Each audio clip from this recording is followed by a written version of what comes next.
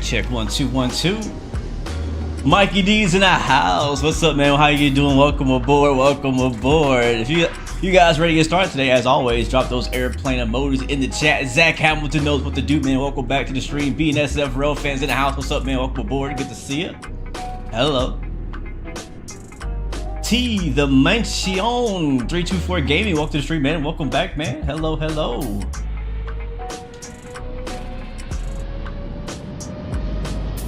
Curtis Rosier, welcome to the stream, man. Yeah, that's a little plane right here, man. Bite size, fun size today.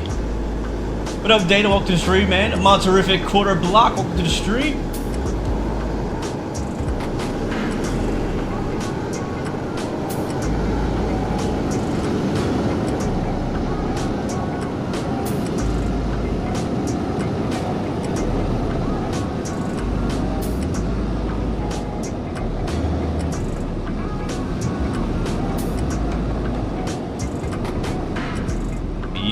Beautiful. Well, guys, how are you doing? Welcome aboard. What is going on, beautiful people? Welcome back. It's your boy Blue, and today, as you can see, we're in Microsoft Flight Simulator, and we're flying in the Phenom 100. This aircraft just came out last week or so, and this is my first opportunity to get to fly it on a live stream. I've been flying it for the past couple of days already, trying to get ready for today's stream. But here we are. Let's go inside into the interior. We can't fit many people in this thing. We got 4 seats. That's it. So chat, who's flying with us me today? Who's gonna be our secret VIP passenger today in our flight? Drop your name in the chat right now if you want to fly along. I should say ride along.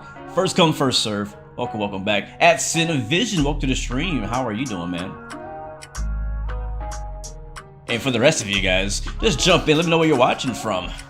You got some shout outs. What's up, Esther? Welcome to the stream. Hope you're doing well. Oh, yes. Zach Hamilton. All right, hold up. Let me get the manifest. All right, I got BNSF Rail fan. He's riding with us today. We only got 4 seats. That's it. That is it. So we got BNSF Rail fan. We got Zach Hamilton. Hamilton is a long word to type. And let me see who else was first. We got Poppy Plains from TikTok. What's up, man? And I got one more seat. Let's see who was first. Let's see. We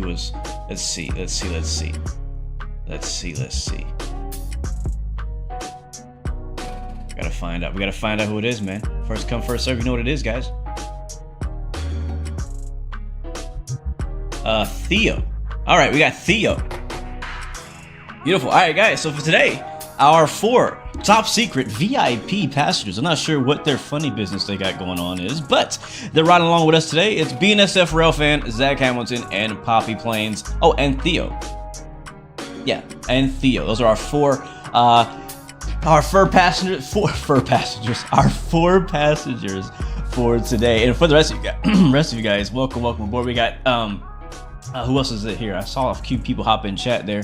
We got Theo from Denver, Colorado. Aston representing today. Mikey is in the house. Data's in the house. Monorific's in the house. What's up, man? Welcome aboard. And Aris, Andre, thank you guys for coming out and riding along with us. It's gonna be a lot of fun. I'm looking forward to today's flight. Sawyer's Aviation, hello, welcome to the stream. How are you doing, my good friend? You know what? We could use one more person. We could use one more. Who wants to be my co-pilot? We got one more seat in the actually, no, I take that back. We got 2 more seats. Surprise, plot twist. We have 2 more seats, and guess where they are? One is right here on my right hand, and then the last seat is gonna be, I'll show you where it's gonna be after I tell you who's gonna be here. Let's see who we got. I need 2 more people. Shalom, welcome to the stream, man. Let's see. Sawyer. All right, Sawyer, I got you, my friend. You'll be my co-pilot. You're in, bro. You're in, my friend. I need one more person. All right, that's 5. I need one more. Who else spoke up? I need one more person who wants to ride along.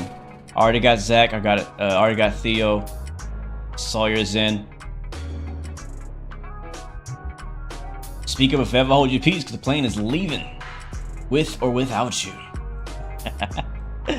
Oh man, there it is. Kwawi.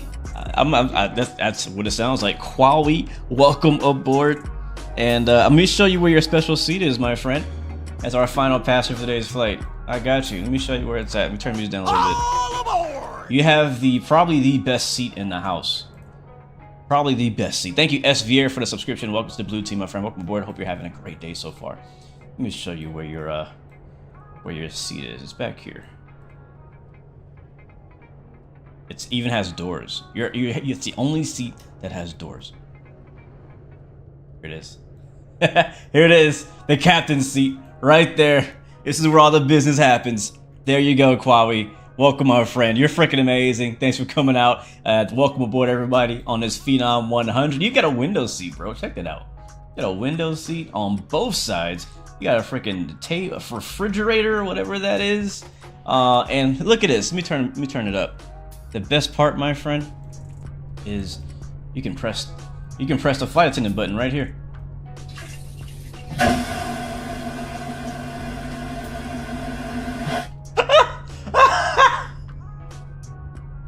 That's first class. That's first class. That's study level, people. That's study level.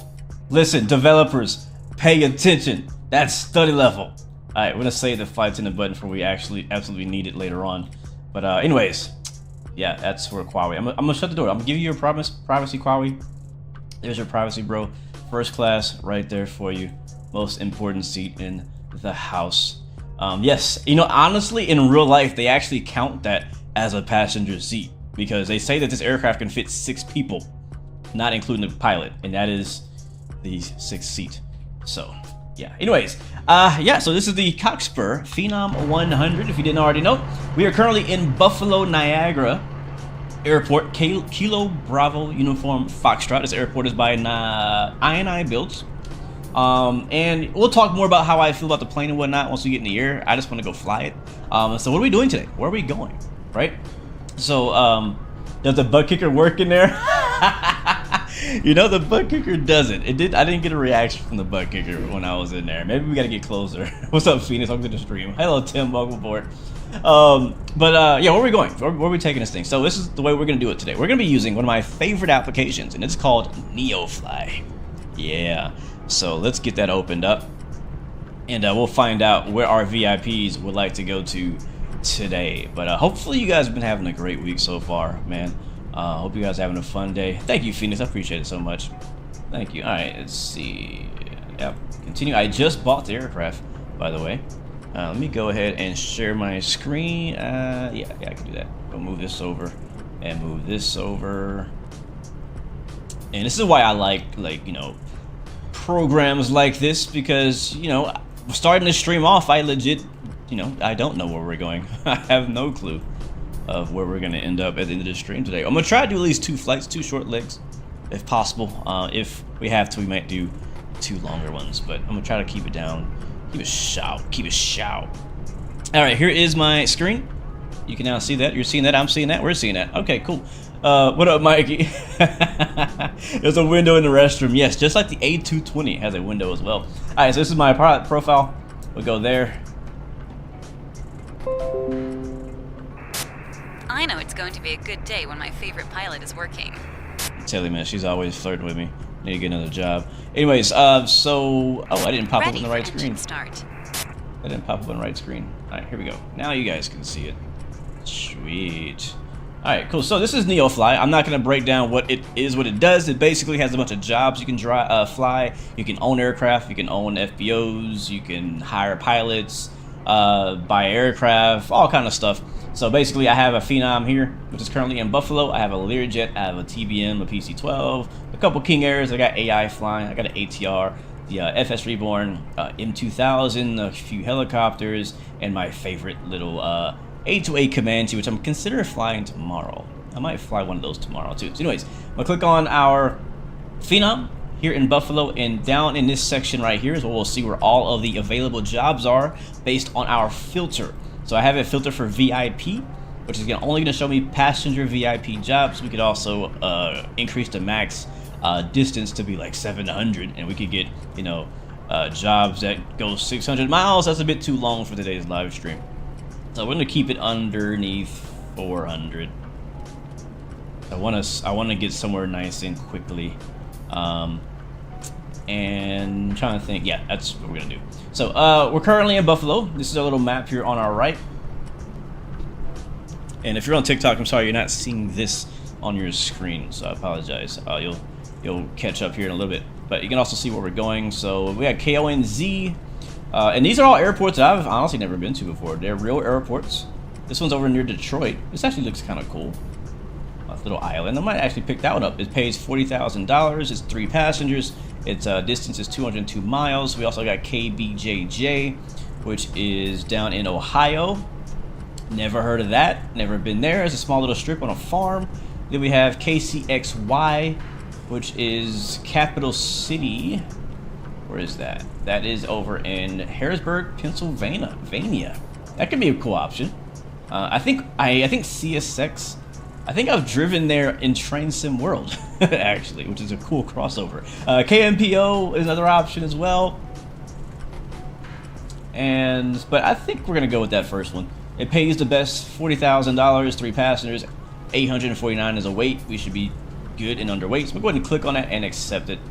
Again, I'm not gonna go through all. Transporter from dispatch. Some VIPs are going to an important meeting this time. They're waiting for you in the boarding parking. Alright, copy that. What was her name again? I forgot what her name was. Captain, the VIPs are just starting to board. Stand by. Word. Okay, so we're going to... Where did I say we're going to? That's... Oh, KONZ. Let's go get a Simbri flight plan and create it for KONZ. I'll do this here in the background, so you guys are not seeing this on your screen.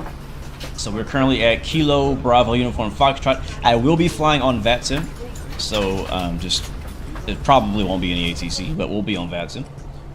Kilo Oscar November Zulu. Okay, Captain. That's the last of the VIPs in their seat and ready for takeoff. Copy that. We'll be departing soon. Alright, cool. So VIPs are ready, including our special first class seat as well.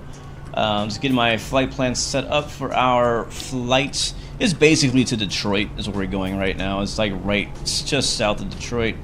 Our call sign will be November 116 Bravo. No surprise there. And I think I'm good. I'll go ahead and generate that flight plan. And I will pre-file our flight plan on Vatsim as well. Yes, Phoenix, this is Microsoft Flight Simulator 2020. Yes, sir. Yeah, I love NeoFly. I've been using NeoFly since it came out, man. Like, it was for years, man. I've been using NeoFly.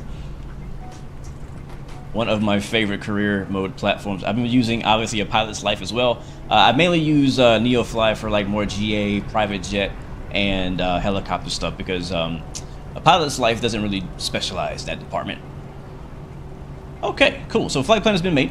Let's go ahead and so we're gonna need 1,606 pounds block fuel. Our en route fuel is 628. So it already automatic. Actually, no, it didn't. Let's just give us. Hold on. Let's top into the sim first. We're gonna jump between both here. So give me a second. Alright, cool. So we're gonna go up to weight and balance. And per NeoFly, and our weight and balance and whatnot is saying that we need.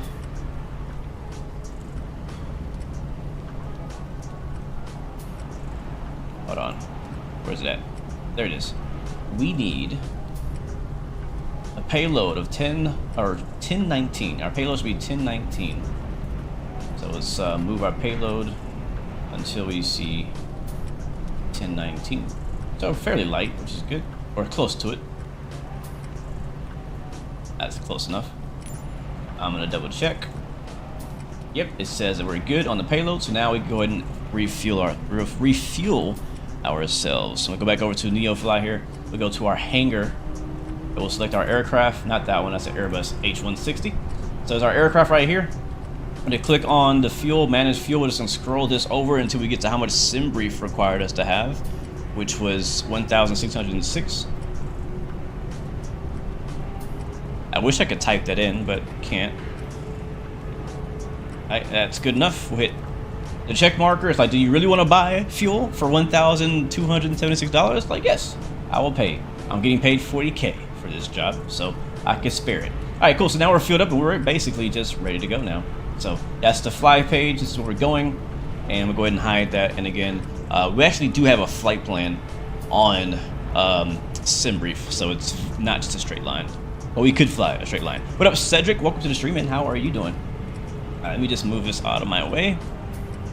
Get my screen organized again. Why can't I click on that? Oh. Sorry guys, stand by. I'm trying to... I got all these windows open. Jesus Christ. There it is. Found it. Alright. What is this? Why is that open? Goodbye.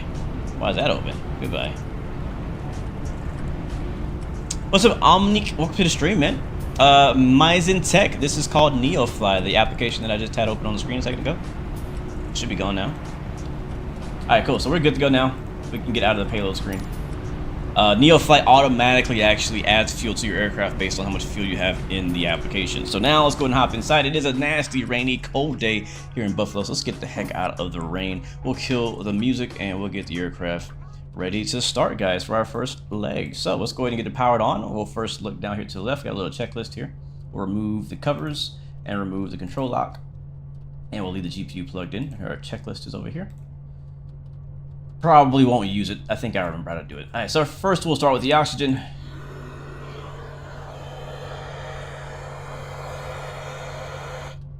Beautiful. And then we'll go and get our battery 1. Battery 2. Okay, GPU on. Our gens we set to auto. I know it's a little dark, guys, in here. Alright, GPU is in use. We'll go ahead and hide that. We'll set our passenger signs to seatbelts. Put the hydraulic pump in auto, ELT in armed, and then our fuel pumps both going to go to auto. You can hear them. I see everything is coming to life. I believe this is either the G1000 or the 3000. You guys in chat could correct me. I don't remember. I can't barely tell the difference between the 3000 and the 1000, but they basically work the same to me. They do everything that I need to do. So go ahead and activate that, initialize that. Right there. Let's go ahead and do this. What's going to take us the longest, and it's going to be the flight plan. Alright, that's all good. Alright, so into the G1000. We are going to, again, go into flight plan here. And we are currently, I'm going to click down on that switch. And then we're just going to type in Kilo. I'm going to click on the keyboard. And Bravo, Uniform, Foxtrot. Keyboard, enter. That's where we are. Runway for departure. We are expecting. Actually, get on Vatsim real quick. I almost forgot to get on Vatsim. I think I found my flight plan. I honestly forgot already.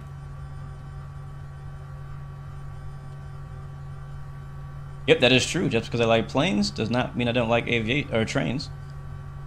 And the same thing the other way around. Just like many of us, I have many different interests. Some more than others. Alright, flight plan has been filed. I'm now going to log into Vatsim. And we'll start making our radio calls once we start getting moving. Ah, jeez, that always scares me. Alright, so we got an auto ATC pre-departure clearance. Toronto Center is online, which is pretty close. I don't know if we'll be flying through that airspace or not, but we do have a squawk code, which is going to be 5222. But anyways, for our departure runway, we're using runway 23, so that's what I'm actually looking for now. So 23, we'll scroll that wheel till we see 23, hit enter, and enter again. All right, and then I usually just kind of put our destination in first. We're going to Kilo, actually, where are we going? Because I've never been there. Kilo Oscar, November Zulu. Now, I've never been to this airport before. Detroit Gross Municipal. Okay. What's gross about it? And then 22.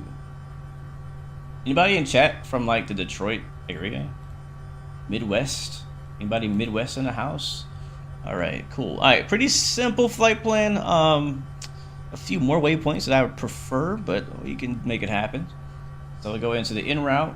Go to this empty spot, and we'll just start typing numbers or letters. So Charlie, Hotel, that's wrong. Charlie, Foxtrot, Kilo. Wow, that was really long.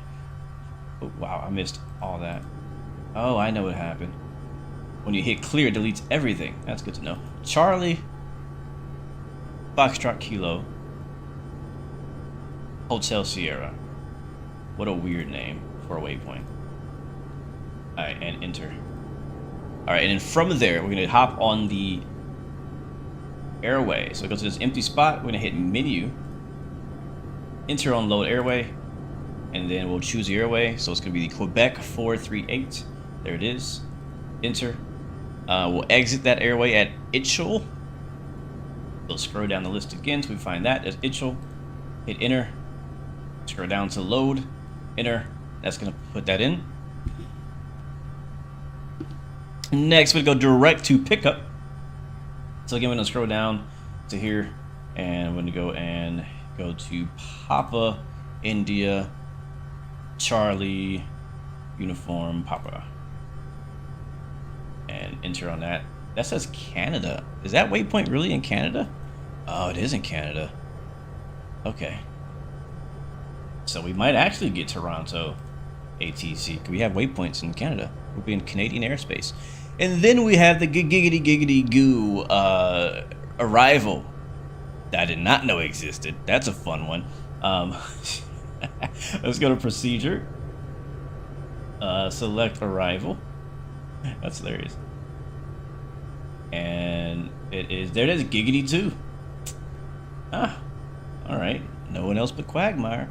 And then we'll go pick up, I think, is our transition. And we'll go to load. Boom, that's our entire flight plan. Done. Done, done, done, done. Alright, let's click off of that. And that's all we need to do. Let me check my checklist here. And see if we're good to go for startup. GPU is connected, oxygen's on, gen's on and available. Emergency lights are on, batteries are on, fuel pumps are on, transponder. Let's go ahead and do our transponder. That's actually going to be on our main PFD.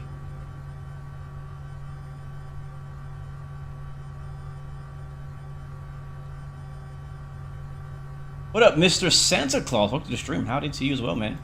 Tim, Detroit, Michigan in the house. What's up, man? Well, we're flying in your hood, bro. All right, let's go down here. We'll go to, I think it's, yeah, transponder. We'll go to code. I think it was just 52222. Yep, that's good. We'll set on alt just because why not? We'll go back. We'll turn our CDI to GPS so we can actually track the GPS and not just the localizer or something like that. And then we'll go to PFD. We'll set our bearing like that. We'll set nav 1 on the right. Yep, and then we'll set our wind option 2. Do option 3. Yeah, and back. All right, good. We're ready to start. The beautiful thing about this aircraft is once you get the flight plan in, that's what you use. Honestly, in most planes, the flight plan is what takes the longest. So starting it up is extremely easy. All you do is you go down here, you hit run. Wait, hold on. We gotta put the ignition. Ignition's on auto, and then you hit run. Then you hit start. That's it. Oh, there's the Buttkicker. There it is. Let's see if we can hear anything outside.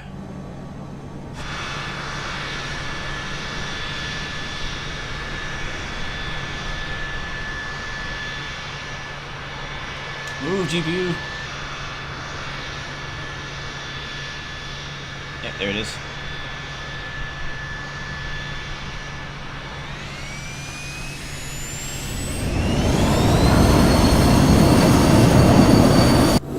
Heck is that? Why is it going 96% into? That's weird. Like seriously, why is it maxing out the N1? What did I do?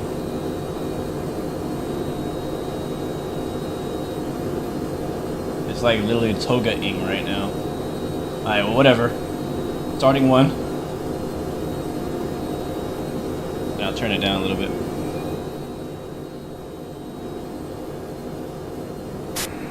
You're good to go. Contact the tower for clearance. Yeah, right. Auto throttle, maybe?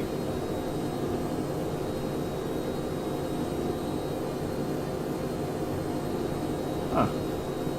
Let's go shut the door before our passengers fly out.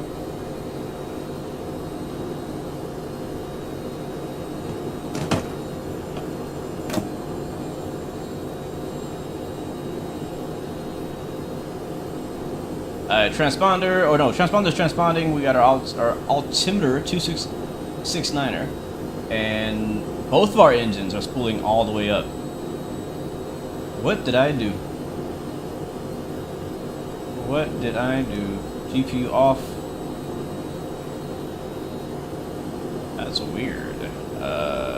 Shocks off. Probably should leave the shocks on in case we go roll off.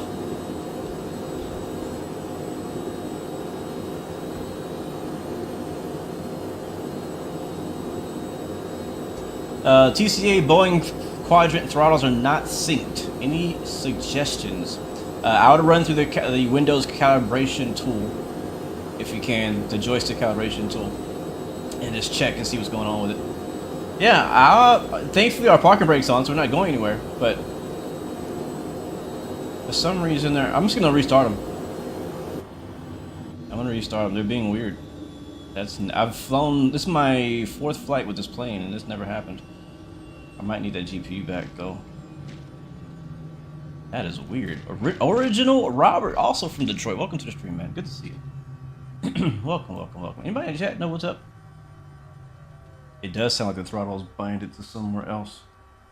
Let's check our flight controls on that as well. What could it be?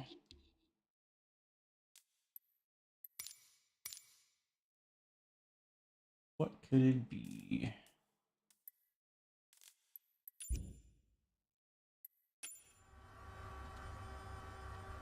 So when I test my throttle, this is the left, and that's the right. Right? There's our flaps. That does nothing. So let's try starting it up again. We are in ignition auto, right? Yep. Alright, run. Start. Let's try it again.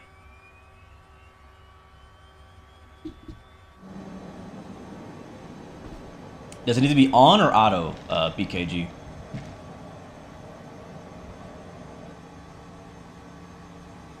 Alright, she's firing up. It's a G3000? Thank you, Gage.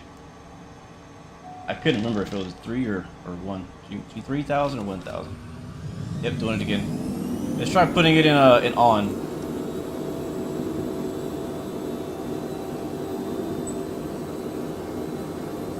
Still nothing. Bro, that's weird. What are you doing playing?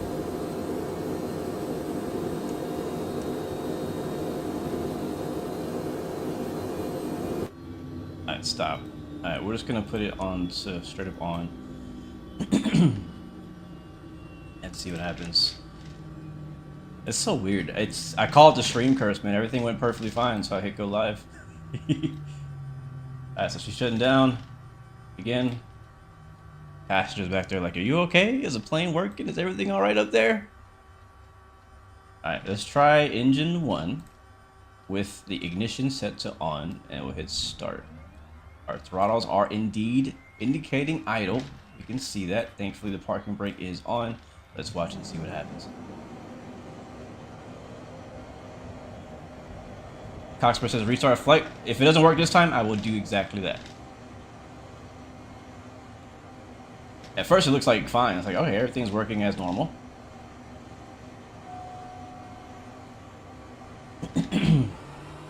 Yep, doing it again. Alright, we'll restart the flight. Came from the dev himself, so we'll hit restart. Thank you for your help, guys. And sadly, I gotta put the flight plan again. But we'll do it as fast as we can. Yeah, that's weird. First time it's happened to me. Alright, let's get straight to business. Straight to business in the business jet. Pump that on, batteries on. Gens auto. We're gonna bypass the GPU this time. We're just gonna go straight to start. Arm that baby there. Passenger signs on. Pumps to auto. Hydraulic pump to auto. Really all we necessarily need for engine start. I think let's just double check that our fuel and stuff is set correctly for Neo Flight's sake. Okay, it's not. We gotta set that payload again, so 1019. System test. Okay.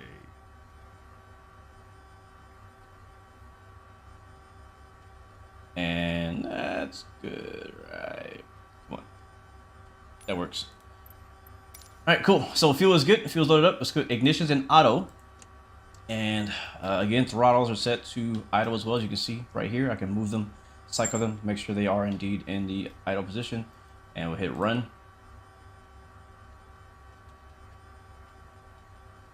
And start. Let's watch.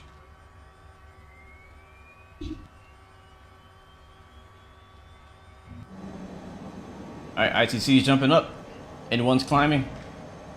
N2's rising, 23, 25. Oil pressure looks good in the green. Oil temp's good in the green. We got fuel pressure. At 19% N1 now. Alright, there it is. That's how it's supposed to do. It came back down and stabilized at 27.5. Alright, starting engine 1.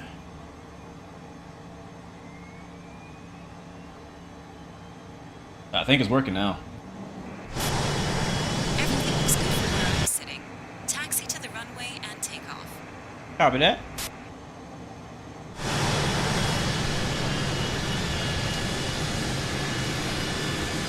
Yeah, I thought I was crazy. I'm like, man, I just did this. I just did this. All right, well, now we got that started. That's good. Sorry. Let's go ahead and put the flight plan in very, very quickly. So flight plan, we'll take the center position. We are currently at Kilo Bravo Uniform Foxtrot. Again, guys, this is a Neo Fly career mode flight today. We have 3 VIPs in the back. We're taking down to Detroit Executive, I believe. So runway 23, I believe, is our departure, or is it 32? Anybody remember? 23. I think it's 2. Yep, 23. 23 is correct. Enter there. Enter. And we're going to destination is Kilo Oscar November Zulu. And that's just south of Detroit Gross Municipal. Runway doesn't matter. And we're going to en route, and we have that really weird waypoint. It's Charlie Foxtrot's Kilo Hotel Sierra. Alright, that's good. Hit enter. And then from there, we'll hop on the airway. We'll hit menu. Load airway. Be the Quebec 438.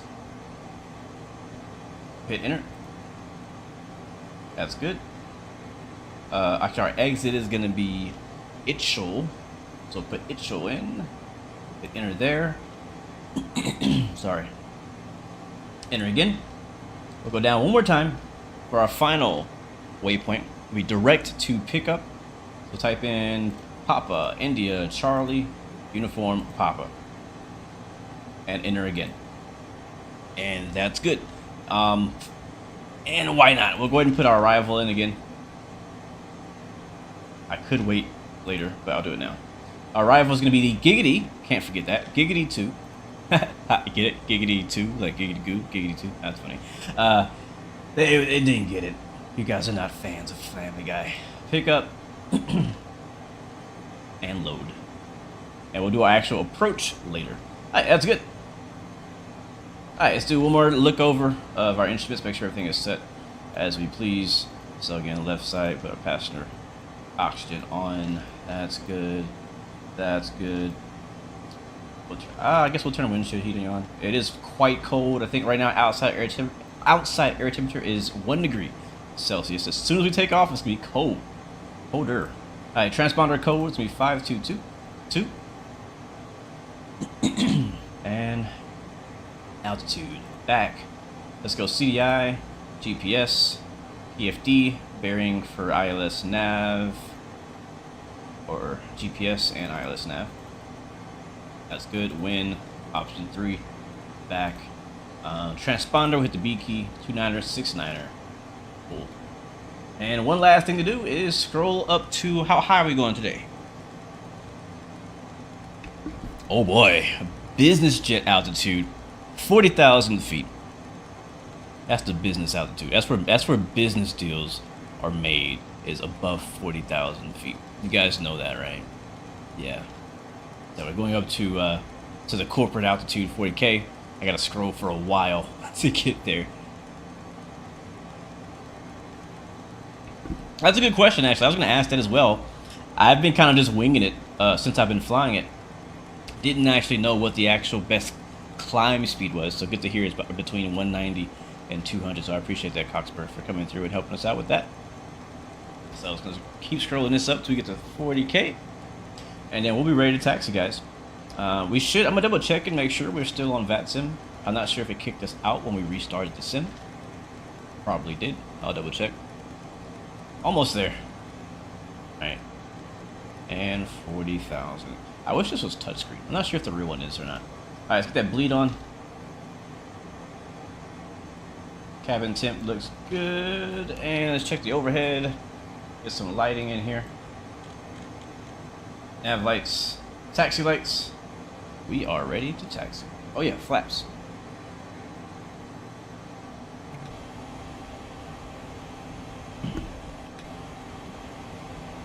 Oh, it's raining, man. It is raining. It is literally 1 degree away from being snow. 1 degree from being snow. Alright, let's check here. Am I still online? I am. Cool. I am still online. Let's get onto Unicom 22.8 then. 22.8. Swap over. Alright, that's good to go. Alright, one last thing. Let me get my charts ready. Import flight. Optimist, this is the Coxper Phenom 100. If you're interested on YouTube, the link is in the description. Where's the departure out of here? The Buff 8? What's that look like? Alright, whatever. Alright, let's do it. I'm all prepared on my end. Okay. Is track IR on? That's a good question. Oh my god, chat! I freaking got hot chocolate prepared for our stream today and completely forgot about it. Now it's just chocolate. Ew. Nothing worse than cold hot chocolate.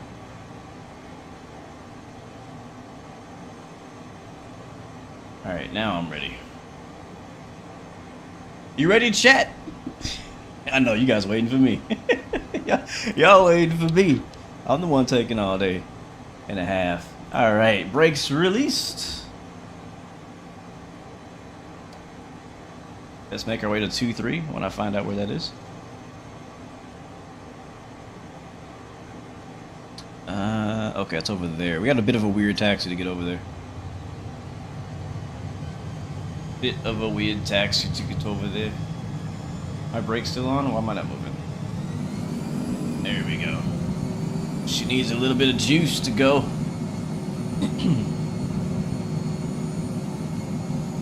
Alright, how do I get out of here? This way.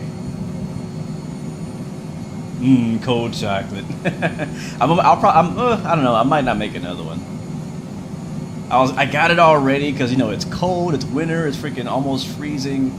Want some hot chocolate to keep me warm, you know. But I always do that. I make a hot chocolate and then I just completely forget about it and it gets cold.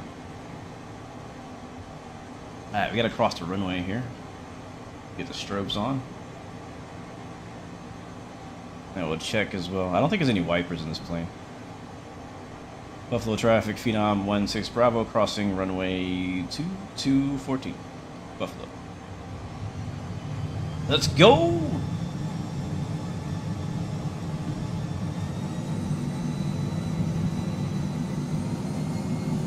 So we gotta cross the runway here.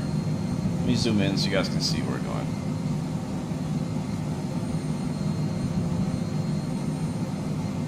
There we go. Yeah, so we're crossing the runway here. 2-3 is on this side.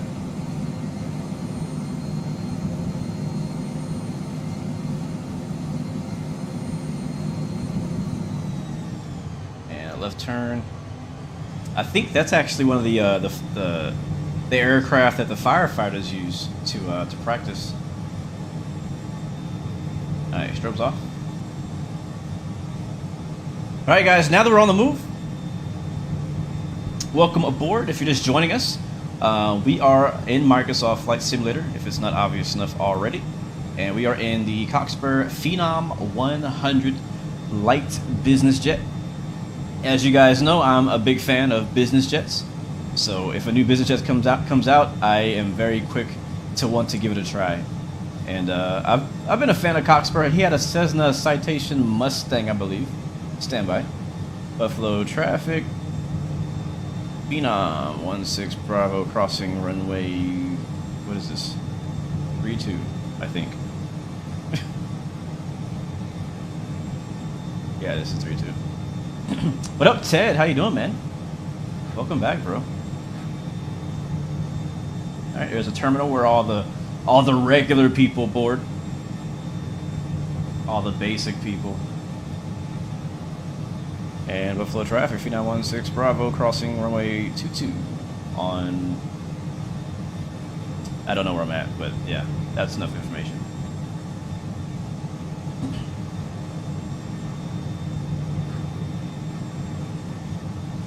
What's up, Black Rhino? Showing some love from Georgia. Welcome aboard, my friend. Georgia Peach. Welcome back. Good to see you. Thank you. You've been chilling, studying most of the time, so it's been relaxing. That's good, man. That's good. You gotta find ways to chill and relax. There's a lot of stuff to be, to stress you out, to give you anxiety, and you gotta find an avenue. You gotta find a way to chill. Get away from it or set it aside to refocus. It's very important to be able to attack life's challenges with a clear mind, you know what I mean? And honestly, for me, flight sim is one of those avenues. Flight sim, racing sim, train sim, gaming in general is honestly just a way for me to escape sometimes, but also to it's kind of like therapy. I see a lot of wheels in front of me. That's not a good sign. Is that a Frontier? What are you guys doing sitting here? Alright, we're gonna do an intersection departure at Bravo. Alright, are we ready? Lights on.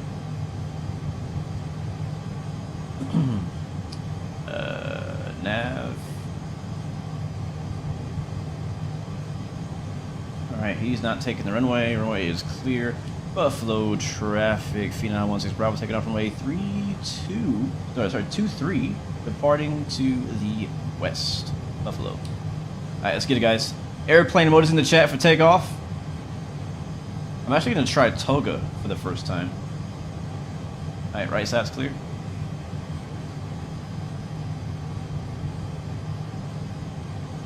Alright, guys, next stop, Detroit.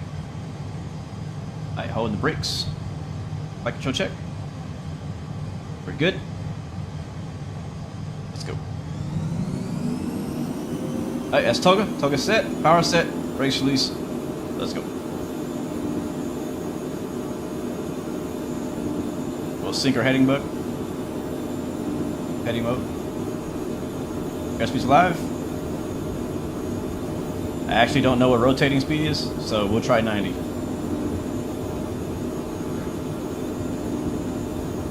And pulling up. Oh yeah, that felt great. Positive rate here. Pilot, have a smooth flight, if you know what I mean. It's Southwest taxiing down there. Yeah, I know what you mean.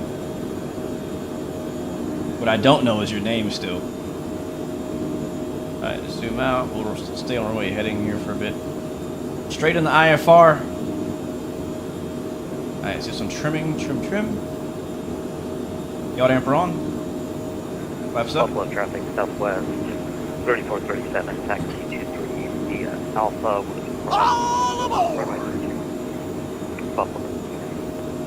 Buffalo traffic, Phenom 16 Bravo's airborne, passing 2000, departing to the west. Final call, Buffalo. Alright, cool. Sounds like we have some more traffic in Buffalo. Southwest. It's out there. Alright, let's go nav mode. Alright, nav mode is armed. And I'm going to go down to the G1 3000, flight plan direct. And yeah, to there.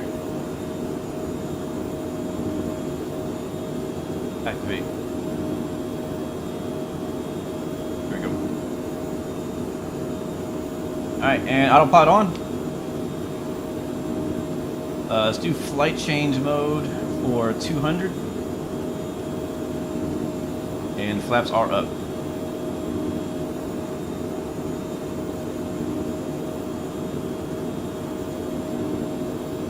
There we go. Aircraft's doing its thing. We're passing 5,000 feet. Flaps are up. Gears up. We'll leave lights on. Can't see anything. I cannot wait for this breakout, though. At some point, we're going to get above this layer. And it's going to be gorgeous. This is NeoFly. Yeah, the female voices you hear are coming from NeoFly as well. They're activated when you do certain stuff like... oh, there it is. Oh, look at that. Oh, look at that. Ain't no winter storm gonna stop me. That is beautiful, man.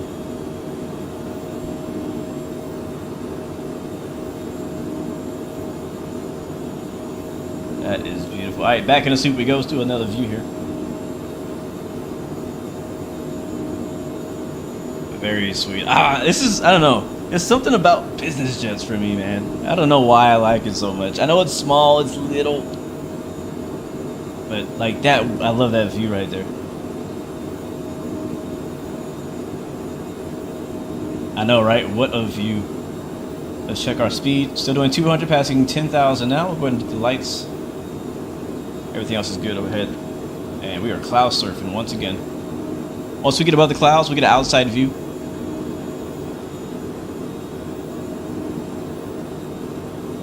Black Rhino, you should, man. It's really not that difficult to learn how to fly. You just got to find somewhere to start. That's really all it is. The hardest part about learning how to fly in flight sim is just knowing where to start. I mean, I would recommend obviously starting from the bottom if you can, but some people don't want to start from the bottom. They want to start at the top, like a 747 or A320 or a business jet. Look at these clouds, man. Look at this. But it's fine where to start. Pick a plane, learn it.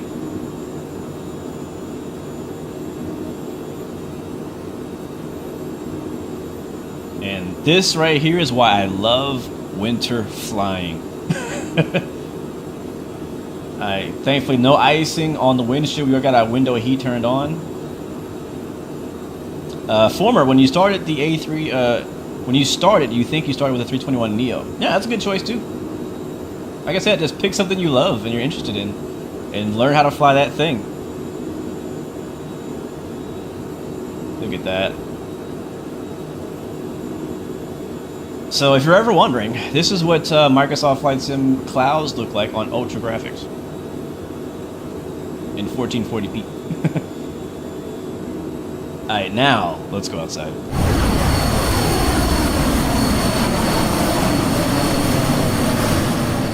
I'll turn that down a little bit so I don't have to yell over it.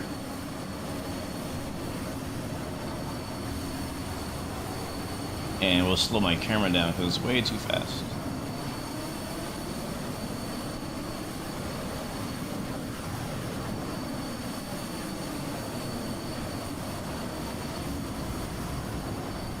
That's good. Alright, let's take a look at her. Alright, we're climbing out, guys. We are headed to Detroit. And we are going to be cruising at 40,000 feet. The plan for today's flight is expected, as far as flight time, to be 55 minutes of airtime. So it's a nice short hop. If we get there on schedule and on time, we should have enough time to run a second leg today. From wherever we land, which I think is Kilo Oscar November Zulu. Contrails above us. Are we there yet? No, we just took off.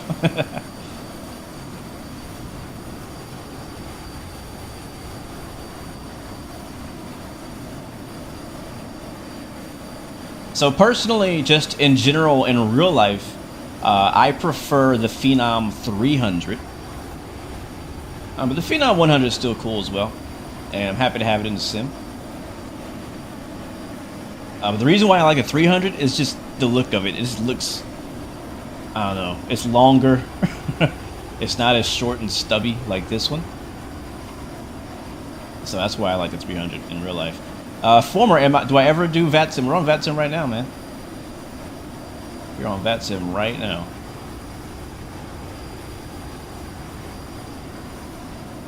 But I feel the same way about, there's another plane. It's the Premier. I'm not sure if you guys know the Premier business jet, which would be a pretty cool jet to add to Flight Sim as well. It's another light jet, only a few seats in it. It's also pretty stubby as well. But I'm more like, when it comes to the business jets that I like more of the larger, like the more medium to large size business jets. Like the Citation X is perfect size for me. The Learjet is a great size for me as well. Yeah, the 300 has the better range as well. That's true. You can see the passengers inside. She is so happy. Look at her. She's like, I want a business jet. I don't have to fly commercial. Or wait in customs. No TSA on this flight.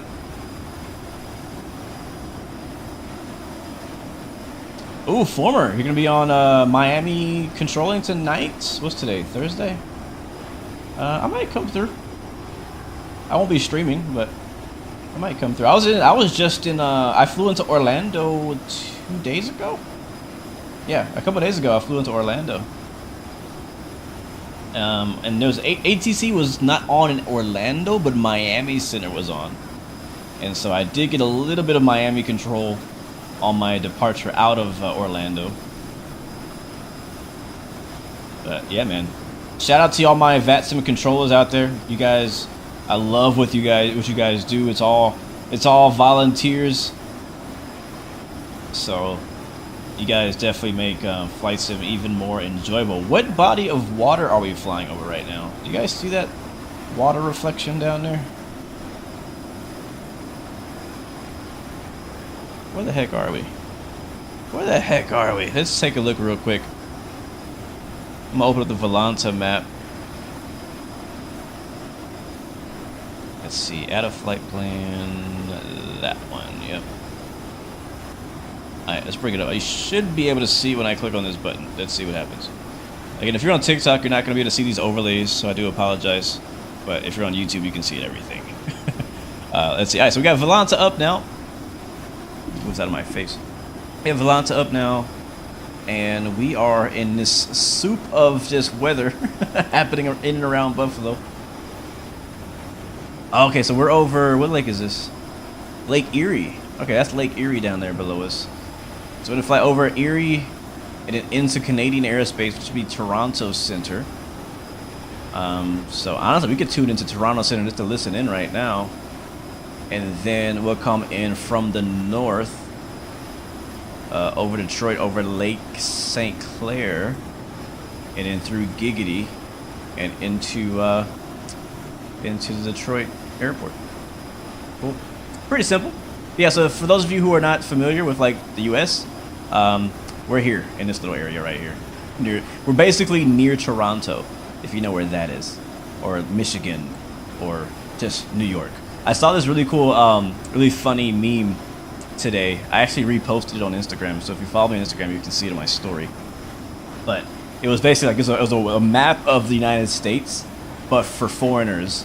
And all you see on the left side of the map is California. And then the middle it just says, I don't know.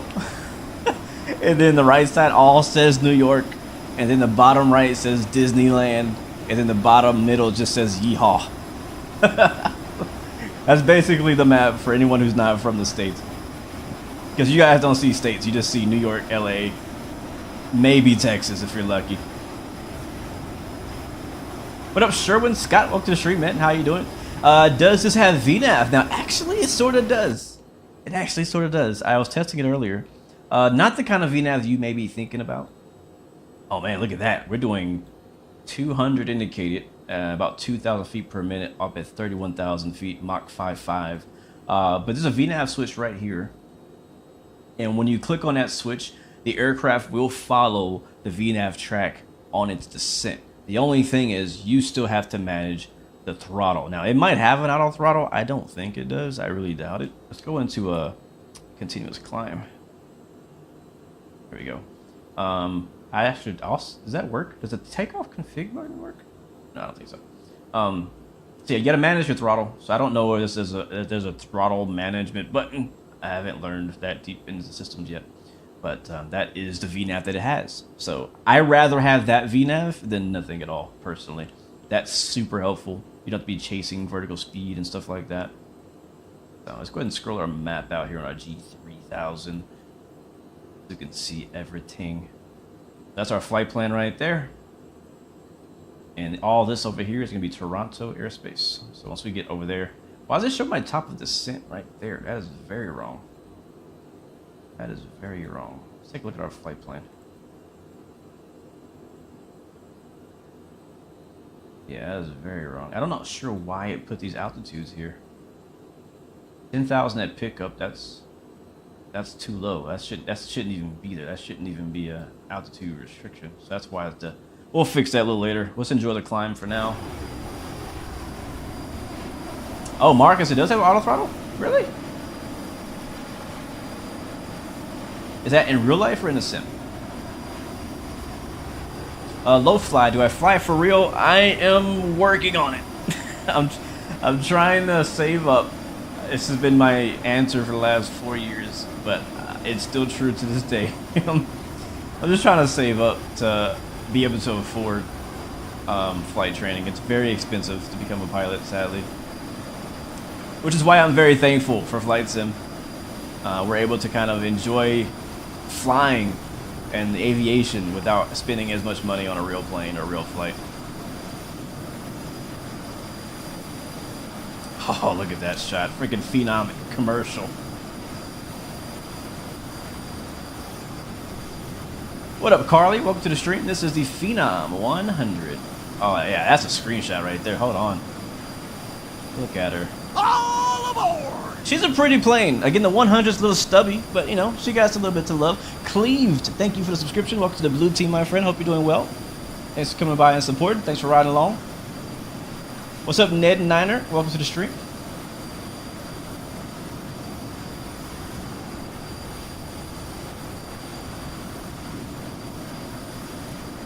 So cool. Alone. Yeah, you know what? Another pilot that I met a pilot on a flight. I can't remember where I was going, but I was flying somewhere in real life, like as a passenger, and there was a pilot that was actually, you know, he was going to his base, and we had a long conversation for the entire flight. Like whenever I'm with a pilot, like I have so many questions, and so and he was cool about it. He was like, "Yeah, man, I can talk. We're good." But basically, he was like, "Yeah, man, I got a loan," and I was like, "Ugh, like I don't like that word, loan. It makes me cringe thinking about taking out a loan for anything." But yeah, he said he took out a loan to get his pilot license, and I was like, "Well, you know what? I guess that is an option, right?" But I don't know. That's like worst case scenario for me is a loan. I want to try every other route possible before I try taking a loan. What up, Terrence? What's up, man? How you doing? It's good to see you on TikTok. Welcome aboard, bro. Mad Dallas Gaming, welcome to the stream. And Riz Animation, welcome to the stream as well. Good to see you. Oh, sweet. You just did a flight into Boston Martha's Vineyard. That's pretty cool. Haven't been there in a long time. Need to go visit. So mostly clouds here on this overcast.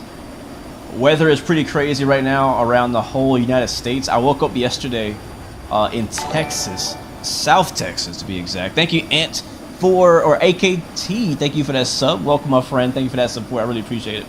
Woke up yesterday morning in southern Texas. 31 degrees Fahrenheit. It was freezing. I was like, holy crap. I was not expecting that. I don't really watch the news, so I'm not up to date on the storms and stuff.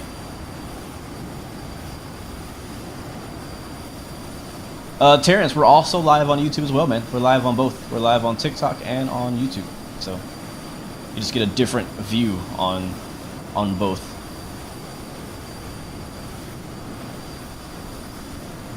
I do know that the 300. I'm not sure if Cockspur is making a Phenom 300, or I don't really know what their plan is for their next project. The only planes I've flown by them have been business jets, so I hope that whatever he's making next is a business jet as well. I don't know if it'll be the 300. I do know for a fact though FS Reborn is working on a Phenom 300 for Microsoft Flight Sim. I actually mentioned it in my 2024 like kind of video about planes coming out, and I got a first look at it back at Flight Sim Expo last year, and I gotta tell you, I'm very excited about it. I mean, this dude, the FS Reborn team is crazy. He does some crazy stuff with some planes, very immersive, very realistic. Great job. So it's definitely in good hands. I know it's gonna be good. It's gonna be a first day buy for me, so I'm looking forward to that, because again, I am a big fan of the Phenom 300. Yeah, there is another Phenom 300 in the game, but it is not good. I absolutely do not recommend it. I think it's on the marketplace.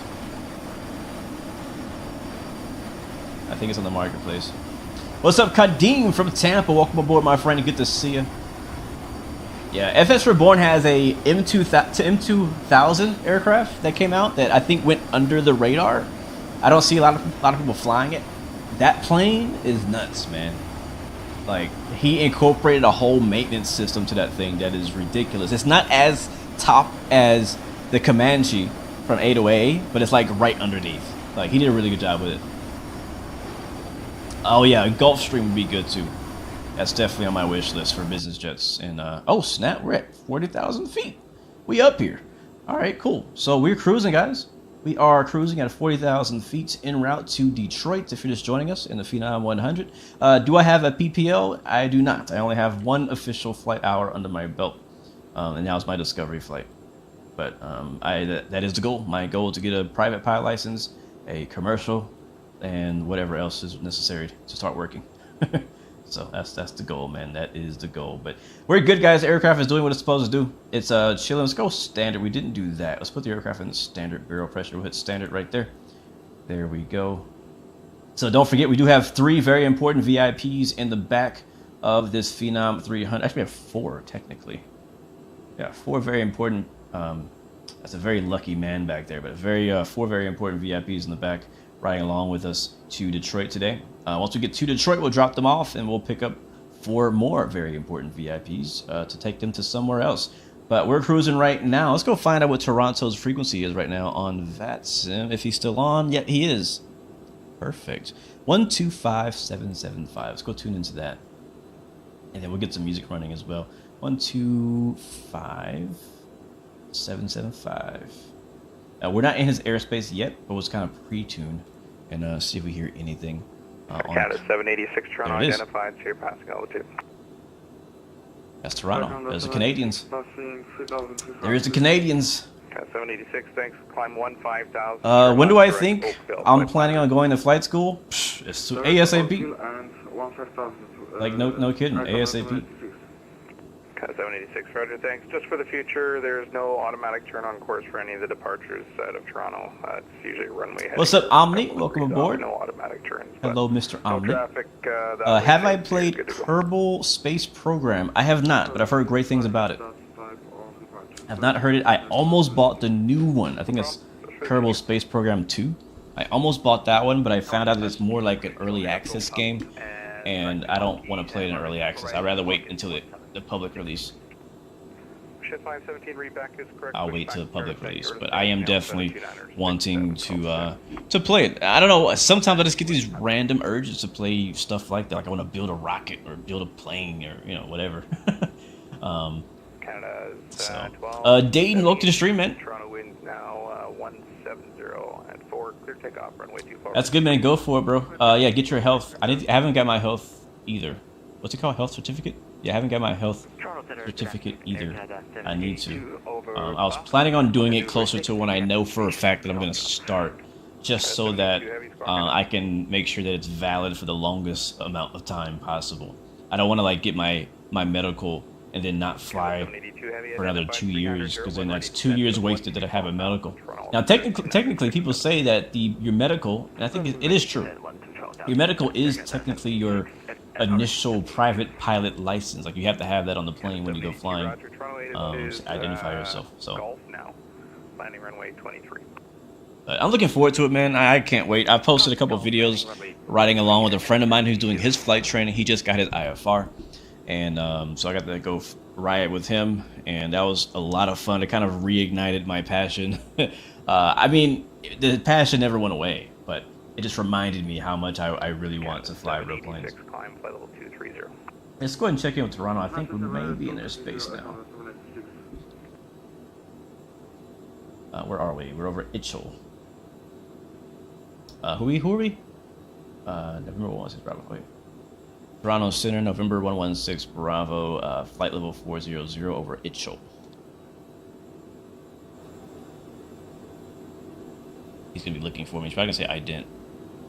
Like where? For 116 Bravo, Toronto Center, you stay outside of my airspace for the balance of your flight, so you can switch or continue it rather with Unicom 22.8. I see I have a request.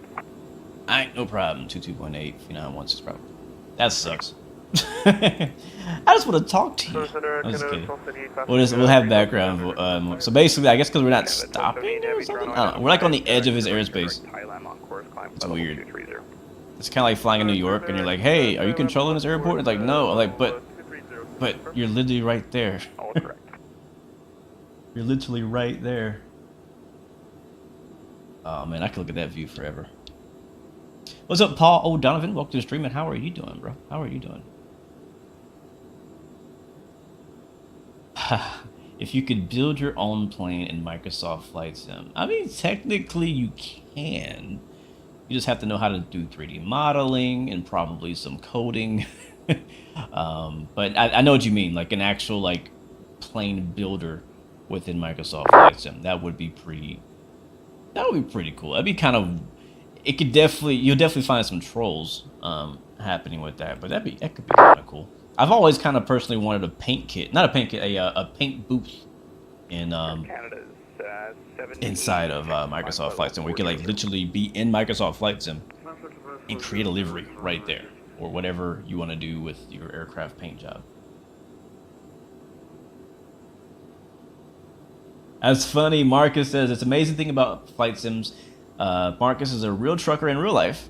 However, when you come home, you're a pilot and a train conductor. That's funny. I'm literally all those things all the time. So I'm not any of these things in real life. So I'm everything all the time. Kevin Jones, CJ4 or Honda Jet?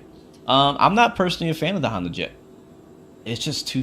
I don't know. It's just something about the way it looks. It just turns me off. The Honda Jet to me is just ill. I mean, that's just how I feel. But the Citation CJ4, I do love that plane. So I would pick the CJ4, absolutely. Video UT, welcome to the stream. Welcome aboard. What is Vatsim? Great question. So the guy you heard talking in the background, that sounded like air traffic controller, that is a real person somewhere in the world who is logged into his computer just like I am, except he logged in as ATC. And you use the Vatsim network to connect us. So that's what it is. So you can, certain times of the day, you may find an airport that's fully staffed with like tower frequency, center approach, ground, clearance delivery, and you have different people playing those roles. And I can talk to them through my radio by switching to the correct frequency on here. And I can talk to them directly through my push to talk, as long as I have the Vatsim application installed on my PC. So that's my explanation of what Vatsim is. It's only on PC though, not on Xbox. When am I going to do more Microsoft Flight Sim career mode? Well, technically this is another branch of career mode. I'm using NeoFlight right now, but if you're talking about the airline pilot career mode I've been doing, there should be another video coming out early next week. I'm going to try to make that a weekly series. I've already recorded the first 3 or the next 3 videos, and just waiting for them to finish editing, and they should be out early next week. And depending on how it goes as far as response, I might post them more often. We might do 2 a week. Really doubt that. That's a lot of work to make that happen. So right now it'll probably be once a week. So expect next part to come early next week. But I've been loving it. I've personally been really enjoying it. Do I prefer NeoFlight or Pilot's Life? They don't compare at all. So I do both. Right now, we're doing NeoFly. I wouldn't really be flying a business jet in a pilot's life, even though I think there are some airlines you can get hired by that do business jet stuff, which I wouldn't be opposed to trying, honestly. So, but when it comes to like smaller GA stuff, a pilot's life is not really where it's at. It's mainly for people who want to fly for like real world, you know, airlines and work their way up that way. So, but I can't compare them because they don't really compare. But I do like both, and I play both.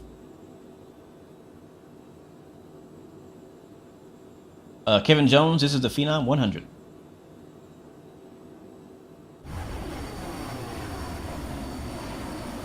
Do I want to get fired again? Nah, I'm good.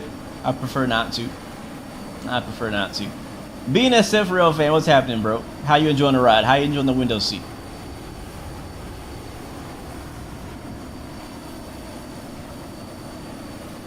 Yeah, ExecJet is one of those companies. Yep. So yeah, if you like business jet stuff, a pilot's life is still a good option for you. There are some like smaller executive airlines that do exist within the pilot's life system, and you could probably get hired on pretty quick too with them, if that's what you want to do. But I mainly focus on airlines, like airlines in a pilot's life. And I basically use NeoFly for everything else, because NeoFly has some good stuff for helicopters as well. You can do search and rescue missions, medical stuff. You can do tourist sightseeing missions, things like that. So honestly, NeoFly, I like NeoFly for the missions that it offers, and also I like the sounds, the audio bits that you get. Any approximate time when we're landing? Good question. I can update you right now. We are not far. We should be descending soon, actually. Thanks for reminding me. Because it says we're 20 minutes out. Let's check on that. We've been enjoying the view, but this is not a long flight. So let's get to it. Stand by on the chat. I'm gonna be looking away for a second. Thank you for calling me out and asking, hey, how far are we? Because I didn't really know. Let's see. So it says for all right, pick up. All right, we are flying an arrival. The giggity arrival. Let's take a look at the giggity arrival. I want to see what the giggity arrival looks like. Probably looks inappropriate. Hey, I like the song. All right, I'm gonna put it on the screen for you guys to see. Yep, there it is. There's our Navigraph charts. So that's our Buffalo Airport. Let's go see where we are. So we flew over here. We're right here. All right, there's pickup. All right, the Giggity 2 RNAV arrival is going to have us... Oh, it is! Wow! Oh, crap. Gate 155 information. Yeah, so 10,000 at pickup. How far are we from that? Clear to New York Kennedy. Kept a 3 departure. Oh, yeah, we're not going to make that at all. At all. We got to hold somewhere. So pick up at 10,000, Giggity at 4,000, and then we'll go for our landing. Let's see what the weather is over there in Detroit as well. Weather is currently 250 at 8 knots, marginal VFR, overcast at 1800, temperature is 3 degrees Celsius, dew point is 0, 2972 is the altimeter, so it's a little bit overcast in Detroit. No surprise at all. Let's descend right freaking now. If we can, let's hold it pick up. Let's hold it pick up. Runway 12, taxi via Golf, apron and Foxtrot, good across runway 22. So we'll do direct, pick up, and I want to hold there. Yeah, that's fine, whatever. Because we are way too high. We are 30,000 feet too high. And I was going to show you guys the VNAV thing, but I don't know that I can because we've already flown way over it. So I'm going to go vertical speed mode and just... Oh wait, I got to change my altitude. Yes, a pilot's life is an add-on for Microsoft Flight Sim that allows you to... basically, you are a pilot, and you have to apply for... a job with airlines within the system. Basically, all the airlines in the world exist in a pilot's life. And as you fly more hours, you get more XP. and you have the ability to get hired by better airlines. When you first start off, you have no hours, no experience, and you know Delta's not gonna accept you as a brand new pilot. You got to go out there and get some, you know, go work in Japan or Africa or somewhere and get some hours with a low budget airline, and then you can work your way up. All right, vertical speed on. And I'm gonna do like 2,000. Yeah, my bad, guys. I was not paying attention. I was just enjoying the conversation. I will pull the power all the way back. Can you request approaches from Vatsim? Yes, you can. Pretty much everything you can do in real life with ATC, you can do on Vatsim. You can request an approach, you can request a transition, you can request IFR, you'll get an IFR clearance. You can request cancel IFR, you can request VFR departure. I mean, everything you can do in real life, 517, you can do. heavy runway 24 right, altimeter 2967, taxi via Bravo and Charlie. It's a little loud. Bravo Charlie 224 right, Western passing. Heavy. You'll get vectors, you get ILS approaches, all that, man. Yeah, if you have Microsoft Flight Sim, X-Plane, P3D, any of the major flight sims, Vatsim does support them. So if you're on PC, definitely, man, check it out. It's if you haven't been using it and you're on PC, you're definitely missing out. And honestly, if you're on Xbox, you're also missing out. Just sadly, you don't have access yet. All right, so we're gonna be holding here at pickup until we get to 10,000 feet. All right, cool. We are descending. Am I gonna play Trains Railroad Simulator 22 in the future? You know, I've been thinking about it. I really have been thinking about it. It looks better than it used to. So it's been on sale, and I've been this close to buying it. It's just committing to yet another train sim is gonna take a lot more time. So not yet. I'm working on some Run 8 stuff right now, so that's coming in the future. Yes, Omni, I have been thinking about being a real-world pilot in the future, and I will be a real-world pilot in the future. Just wait. Just you wait. It's gonna be good. It's gonna be good. Trust me, everybody's gonna know about it. Alright, guys, we are descending. And look at that, plane is flying the hold. I believe that this aircraft is using the working title G3000 avionics and stuff. So as that updates, this will also update, which is good. I don't mind aircraft like these not having their own like custom G1000 or G3000, because honestly, in my opinion, the working title G1000 and 3000 are great.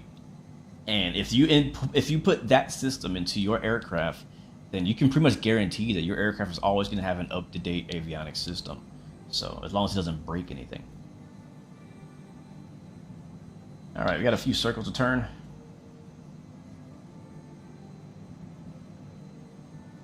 Got a 789.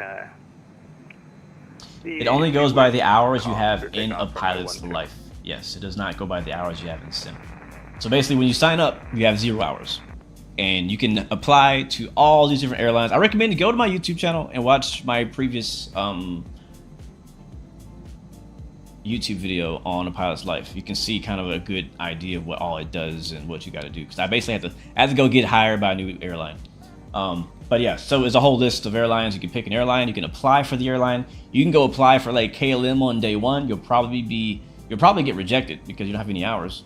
But like me, I applied at Ryanair and I got accepted for my first job. So I flew like 30 hours or something like that for Ryanair before I went to another airline. I think it was like 30. Look at that, man. The Midwest. Am I gonna revisit Cajon Pass on Train Sim World 4 with the BNSF? I might. There's a video I need to record for Train Sim. I haven't decided what I want to drive yet. So.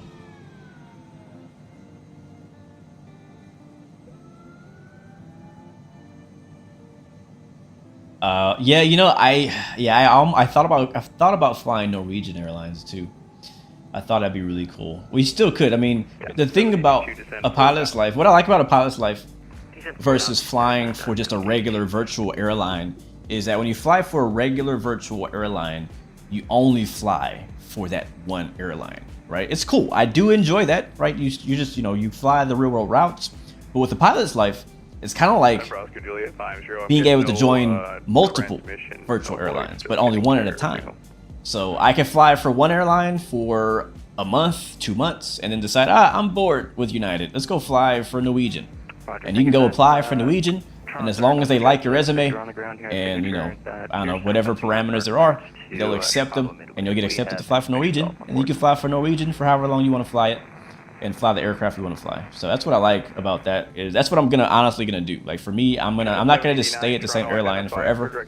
I'm gonna kind of hop between airlines over time. Spend some time here at this airline, and then fly a bunch of routes, go somewhere else, fly a bunch of routes. You know what I mean? Diversify. Scott Garner, I am not a commercial pilot. No, we're talking about virtually right now. This is all virtual talk. Jet 50 cleared Chicago Midway, mixed 7 departure, gentry transition. Yes, my YouTube is under the same name as my TikTok. Just search Blue Games. BLU Games. How do I get a window view? Josh, in this plane is actually very easy. If hit F, you can go back to the front. All I gotta do is look around and then move my camera. And then I just put the camera here. Read back is correct.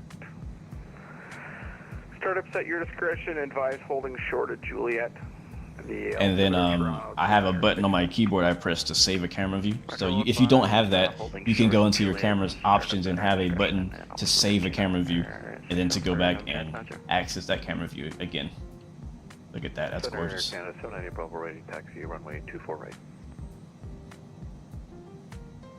Yeah, Finnair is in there. Every airline you can think of is in a pilot's life. Finnair is there, everything, man, everything. Bravo and Charlie. Bravo and Charlie here, Canada 790 Bravo. You know, I don't mind this little scenic route we're taking. We missed our top of descent by like 100 miles, so we're just turning circles until we get down to 10,000 feet so we can continue our approach. Air Canada 782 does that work on all planes? No, it does not. So in a lot of the bigger planes that have like cabins and stuff, for whatever reason, there's like a bubble inside the cockpit and you can't go beyond a certain way. Like if I want to go like out the window, I can't because like a bubble that stops me. So in the same way on other planes, there's like a bubble like right here. It won't let you go any farther. It's really annoying. I hate it so much. And so the way to get beyond that bubble is honestly, you gotta do some hacking. And there's a lot of great tutorials on YouTube on how to do that. The best way for me to show you will be for me to go into your actual aircraft files. And you go to the camera config file and you basically change the location of the default camera.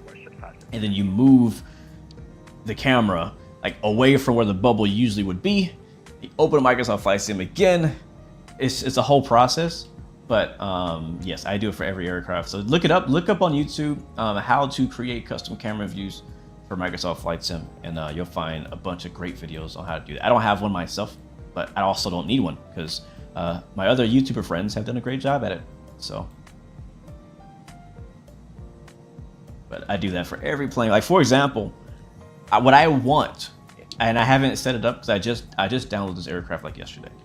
What I want is I want a belly camera. I love belly cameras. I love having a camera on the bottom of the plane where the gear comes out. But you can't get that by default. Like you can't get down there to make that view.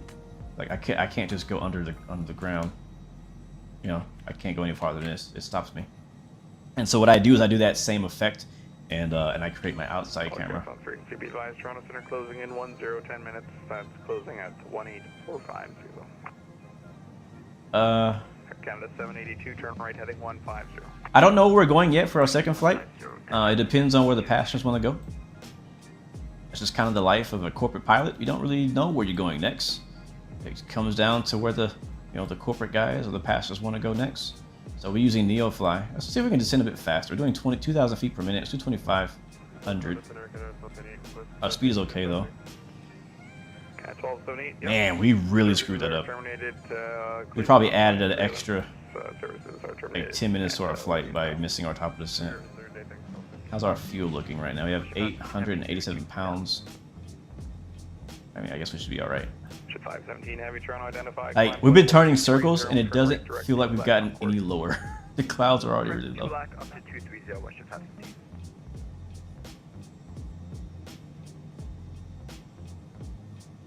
Net jets would be nice. I think they might have net jets. They might have that. What site do I recommend to use to buy this and other planes for Microsoft Flight Sim 2020? Great question. So this plane is only sold, from what I understand, on the developer's website. So I think it's cockspur.com or .eu or something.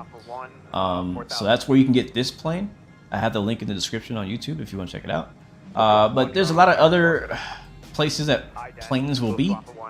One of those is Sim Market. It's very common for aircraft to release on Sim Market. Is it .com? What is it? I know it's like secure dot something. Let me see. Yeah, secure.simmarket or just simmarket.com is where you get a lot of airplanes, a lot of airports for not just Microsoft, for X-Plane and P3D and FSX as well. Another one would be obviously the actual in-game marketplace. I personally don't often get it there if I don't have to, and the reason why is because it takes a long time for updates to get through to the marketplace. So if you want to make sure your product, your plane, your whatever is the most up-to-date possible, might be best not to get it on the Microsoft marketplace, sadly. You can also get it from Orbix. Orbix has their own store. INI Builds has their own store. A lot of different people have been making their own store. Contrail is one of my personal favorite. Is it Contrail.com? It's like an application. It's really good with updating. Like it'll tell you when there's an update and automatically update it for you. So you don't have to be chasing files. That's one thing that's really annoying in flight sims, because we have so many add-ons that it gets hard to keep up with updates. There it is. It's getcontrail.com. So that one has a lot of scenery and not a lot of planes, but there are some planes there. So it varies where you can get them. Roger, Roger. Shit 517, climb flight level 400. Rock City, we flying into your place, man. What's up, bro? Welcome aboard. Good to see you. Hope you're doing well. Long time no see, man. I hope you are doing real good, bro. All right, well, guys, if you're just joining us, we are just attempting to descent. We've been making circles over this waypoint for the last 10 minutes because we missed our top of descent. So that's shame on the pilot. That's a pilot error right there. But the weather out in Detroit is 250 to 8 knots. Overcast still 1800. Temperature is 3 degrees Celsius, 2.0. Altimeter is 2972. Let's go drop in that altimeter. That's going to be right here. I said 2972. All right, that's set, and this should be automatically set on all three.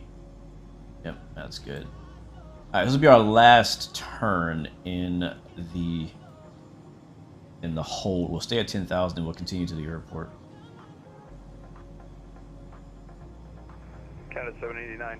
There is an A380 freeware, I think, that just came out. Is it public or not? I can't remember if it actually is public. But I know an A380 just came out. I don't know. It's probably not very good, to be honest. I think it's a kind of an experimental freeware project. It might become good later on, but the one we're all waiting for by fly-by-wire is not out yet. Brian Harris, what's up, man? Yep, I'll see you. Hopefully, I do see you at DCS soon, bro. I hope I see you soon, man. I really do. We won't be doing DCS this week, but maybe next week. I flew DCS with the boys just a couple days ago with the Mad Dogs. These clouds, man. Oh yes, Dan Decline. You're thinking about getting the MD-11 from Rotate. Is it worth it? 110%. Yes, it is worth it. A great plane for X-Plane. Looking forward to TFDI to finish up with theirs on Microsoft. Alright, we're gonna try to get out of this hold much sooner. Let's go into heading mode. We'll sync it, heading, and we'll turn. Just gonna do a 180 turn, go direct to axis. Now that we're at altitude. 4,000-2967, Air Canada 788 Bravo, turn left direct Sabre on. Where can you get the A380? I actually don't even know. I just heard about it.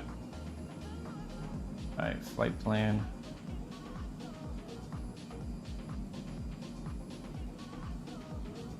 As you can see where we are right here. but you can't see anything out the window. We're in the clouds now. Are we doing an ILS today? What kind of approach are we doing? We haven't even talked about that yet. Liftoff 1, I'm sorry, could you repeat altitude heading? Yeah, 350, 4,000 feet. Keep that turn coming, please. Keep that turn coming. 4,000, Liftoff 1, thank you. And center, NovaJet 50, holding short. That's good. 23. Lights on. Alright, thankfully these VIPs are fairly patient. I think they're asleep in the back, so they haven't been complaining about, hey, why are we still turning in circles? That's one thing about corporate flying, because like it's just you know, and like 4 or 5 other people. Like I feel like that relationship is much closer, where they might actually kind of judge you a bit harder about what you do and the decisions you make and stuff like that. Like it's probably a lot of pressure coming from those millionaires back there. That's kind of what I think would probably happen with like the Kobe situation. Like I think that pilot, this is my thought, I don't actually know, but I think that the pilot probably refused to fly in the bad conditions that he went into, but because of whoever his boss was, may have told him, I want you to go anyways. Kind of, that's what I think. I know that that kind of stuff happens all the time in aviation. It's like, oh, wait, we gotta be here. All right, we're heading mode. Let's go direct to axes.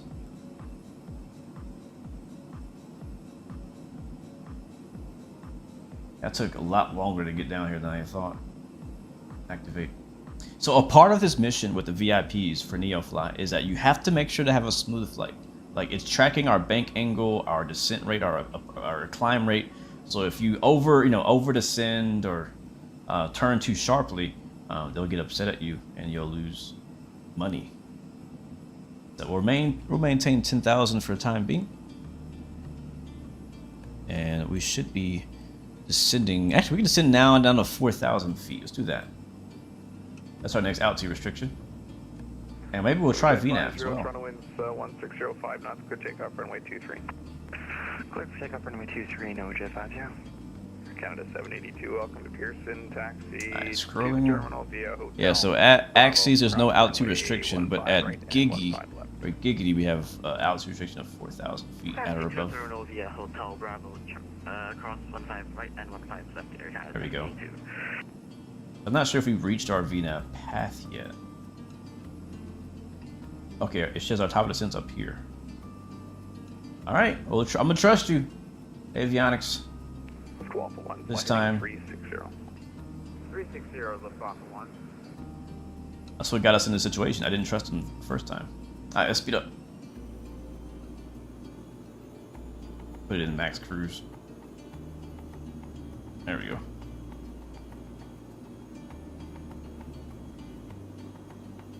Tower just 517. Oh my god, Emily. It's just a joke. It's fine. Jugs, welcome to the stream. I just saw your comment. Yes, I have YouTube. We are streaming on YouTube right now as well. YouTube Blue Games. Ben, we're flying the Phenom 100. I know we've been in the cockpit for a while. Let's give you guys a little break on the outside as we are getting ready to send into Detroit for our first leg of 2. Alright, Mr. J, we'll catch you later. Thanks for stopping by. Level of flight, this is Microsoft Flight Simulator. Up to 230 on the altitude, we'll head direct to Tampa on course for NovaJet 50.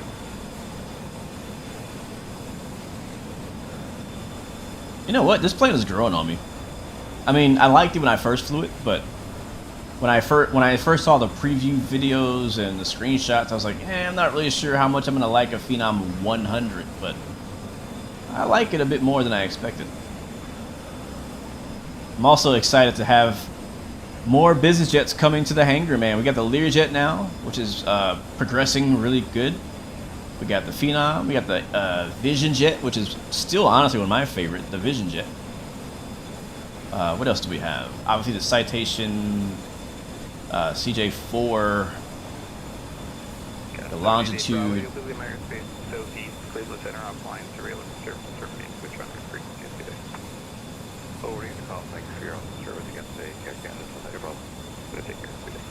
BNSF fan, what's up, man? Yeah, that's the one thing that's kind of attracted me to that particular train sim game is the fact that it has a builder in it. I've tried the Train Sim World 4 builder, and I didn't like it at all. I'll just say that I didn't like it at all. So I was like, yeah, no, I don't want to spend my time trying to figure this out in Unreal Engine. I don't mind learning Unreal Engine. That I feel like is useful, and I did actually learn kind of how to use Unreal Engine a little bit. I can find my way around Unreal Engine. I can say that now. Have I ever built anything cool? No, I have not built anything cool, but I can find my way around. But the way that they did the whole thing, yeah, it just doesn't really make a sense. Oh, I didn't notice we were not in nav mode. Oh shoot. Let's go direct to auto then. Jet 50, climb flight level 360. The 360, go jet 50. Yes. Okay, now we have a top of the set. Okay, cool. All right, we're turning. Descend 3000. We're turning. That's good. Yes, we are on Vatsim, and the ATC here is Vatsim, except that we're not under their control. They're just like right next door. That's Toronto Center you hear right now. We're just on the edge of their airspace, and he's closing in a bit too. But guess what? We're cloud surfing again.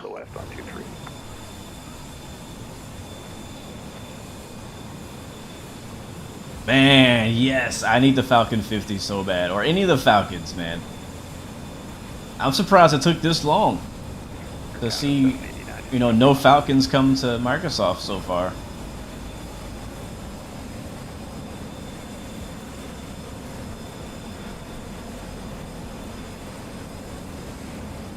Yeah, hopefully. I mean, was it Thursday? It'll probably be ATC on the East Coast, so you might get some. Boston is on pretty often on Vatsim, so it's very, very likely that you will get ATC in Boston tonight. I don't know about Raleigh, Durham, though. And what's up with Aerobas, man? Like, we heard not rumors, but, you know, we heard that Aerobas is going to be releasing a Falcon 8X for X-Plane. This was back in X-Plane 11. That's how old that news was. Before X-Plane 12, before we even found out Microsoft Flight Sim 2020 was coming, we heard that there was going to be a Falcon 8X for X-Plane.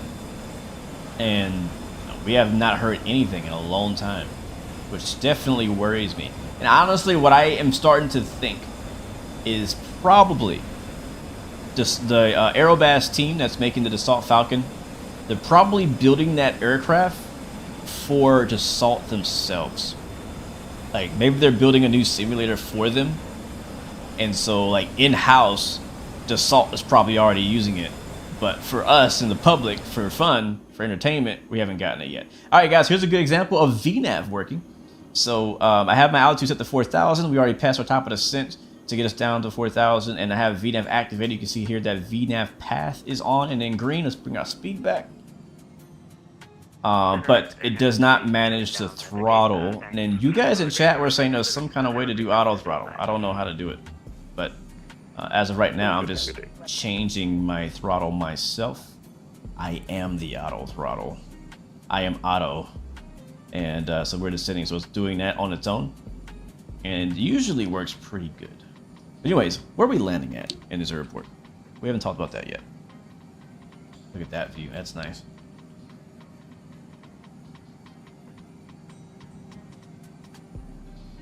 Well, they should have to update the Aerosoft 8X for X-Plane 12 because it never came out in X-Plane 11. So, hold on, let me see. Where are we landing here? We are landing runway 22. Which has an RNAV. And to save us some time, I'm gonna go straight in. Yeah, I'm gonna go straight in via UFDIV. So let's go down to our FMS. We'll set that up. So procedure. Good morning. Citation 9 Kilo Hotel looking for IFAR to Winnipeg as filed. Approach. Enter. Be the RNAV 22. Put it right There it is. Enter. Alright, we're a bit fast. Delta 1, so you turn into the east, should be a left turn to 270 to jump. Enter. Flight course reversal? Absolutely not. Roger that, left turn 270. We're going straight in. No minimums. I'm good. Citation 9 Kilo Hotel, cleared Winnipeg, set 7 departure, Mesa transition, flight plan. Right, matter of fact, freaking activate that right now. Code 0014. Let's just go get it. Let's get in there. Alright, Alright, 2,400. Winnipeg, the AFSEP 6 departure, direct to Moosehead as filed. Expect Uber right departure, squawk 0014, station 9 Kilo Hotel. 9 Kilo Hotel, read that correct. Toronto's going to be logging off here shortly. You can switch to unit. Alright, here we go. For the departure. Alright, 528, have a good rest of your day. Wrong side. What's up, man? How are you doing, bro? What is my initial thoughts on this bird? It's pretty fun to fly. I actually legit like the way it hand flies. When I first flew the Learjet, I mean, it might be how it is characteristically, but it just felt weird to me. Felt too sensitive, is the word. But this one feels a lot more fluid on the flight controls. But so as far as flying, it feels really good, and it works. It's not the most study level detailed business jet, absolutely not. But I'm also not really looking for that. So yeah, I think it's pretty good. I still prefer the 300 of the Phenoms, but this is what we got for now. So if you're like a business jet guy, I think you'll enjoy it as long as you find a purpose for it. Alright, so I was passing through 5,000. We got our altimeter already set, 2,400 set as well. We do not have an ILS. We have an RNAV down in Detroit's municipal. Altimeter has changed to 2,973 now. The 12-1, you should be intercepting little blizzard now. And this is where we are right now. Let's go flight plan. Roger that. We should be flying straight in, I believe, from the south. Almost straight in. And I think right now we're over Lake. What's the name of this lake, guys? The 12-1, fly heading 240. This is Lake St. Clair. And actually, we're coming in from the east. We might, depending on how low these clouds are, might get a look at Detroit itself on the way in, but I'm not sure about that.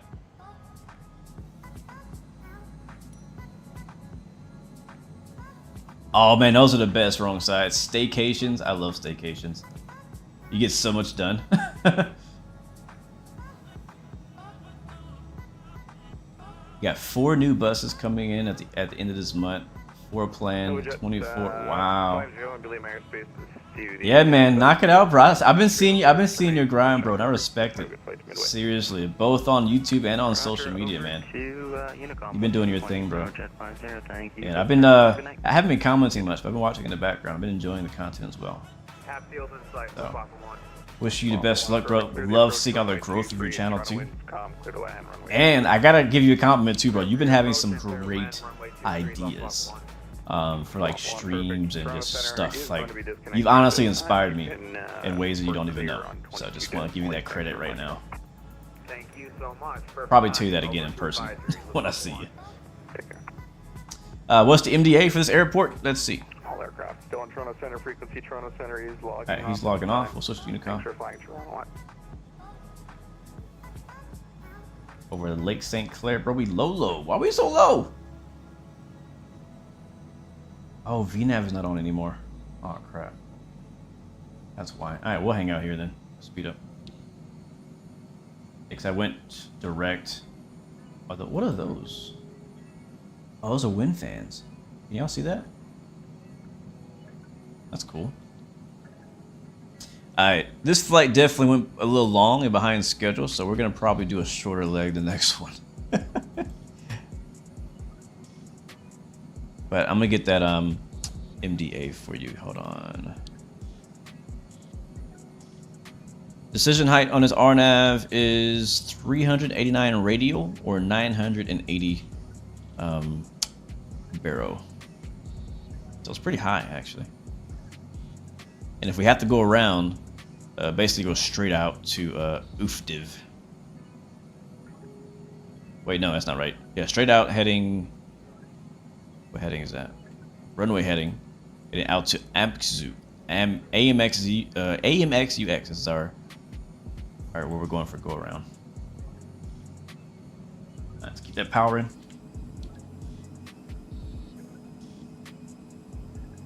All right, BNSF fan, thank you, man. Thanks for riding along with us. Hope you enjoyed the ride. And I will catch you again next time. All aboard! Alright, do not let me forget to turn the replay thing on. Actually, we probably won't watch replay the first one. No, we won't. Thank you, Juan Giraz for the subscription. Welcome to the blue team, my friend. Welcome aboard. Hope you're doing well. We're on a very, very, very long final. We're like 30 miles from the airport.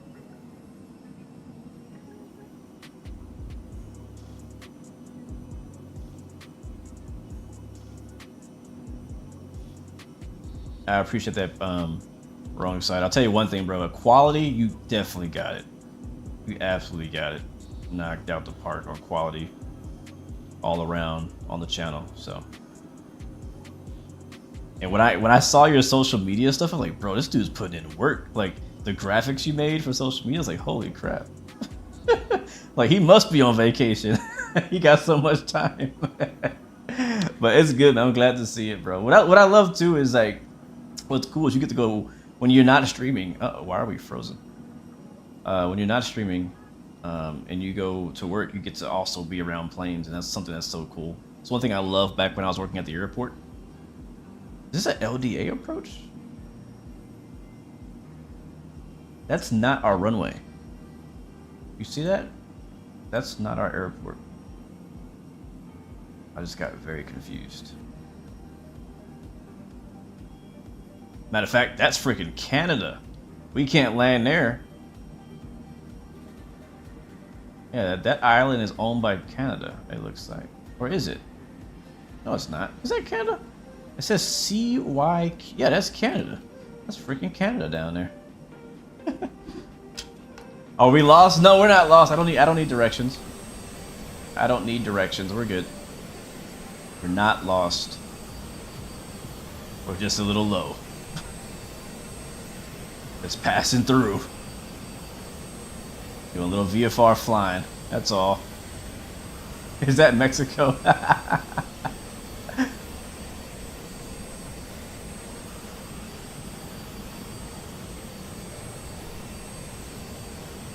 Yeah, bro, like I said, I recognize the hustle, recognize the time spent. So I want to definitely give you your props, man, while I see you.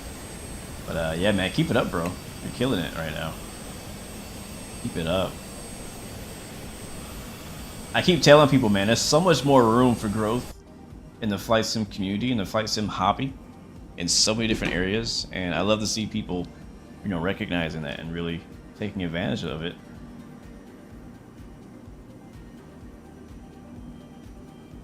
But also enjoying it in the process. Alright, we are now 15 miles out. And airport should be over there at our 11 o'clock. Speaking of hustle, Maverick is in the house as well. What up, bro? Yes, we need a Falcon.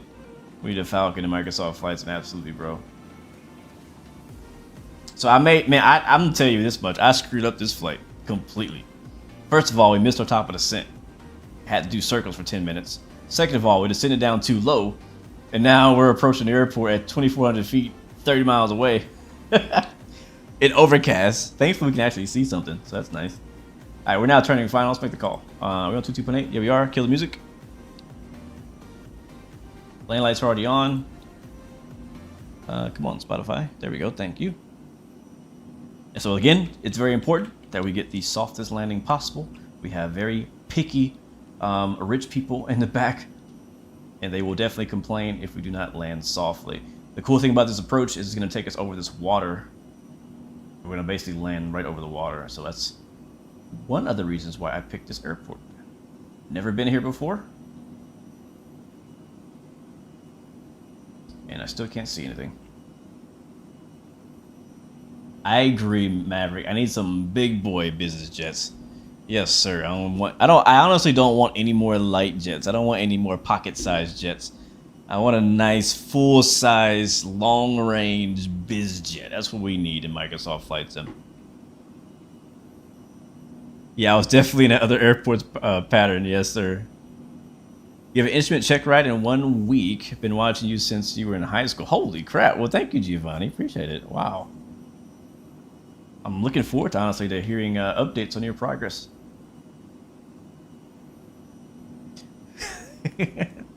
Honestly, I think the airlines should just come to our flight sim community and just come hire all of us. Like, we're better pilots than all their students already. Yeah, I said it. We spend hours on the flight sim a day and we love it. And don't complain about it. We'll fly for free. We'll fly for cheap. Alright, it's about time for it to start slowing down. We are now set. Oh, wait, we're actually really close. Are there runway lights at this airport?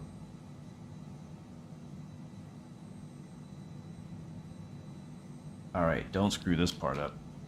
Don't screw this part up. I think the runway's right freaking there.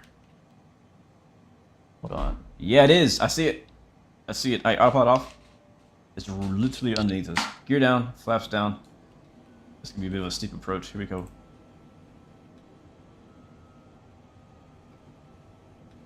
Oh, I didn't even do that. Bro, I could not see anything. It's a very short runway, too. I don't want to go around. I really don't want to go around.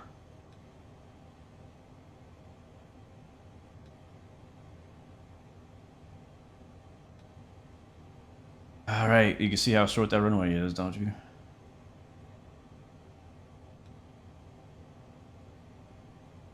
This is a cool approach, though. I like this approach. I wonder if there's a, like a freeware scenery for this place we can get. Alright, we're looking good, actually. Looking good. Some trim. Flaps are down, gears down, 3 green. We're landing.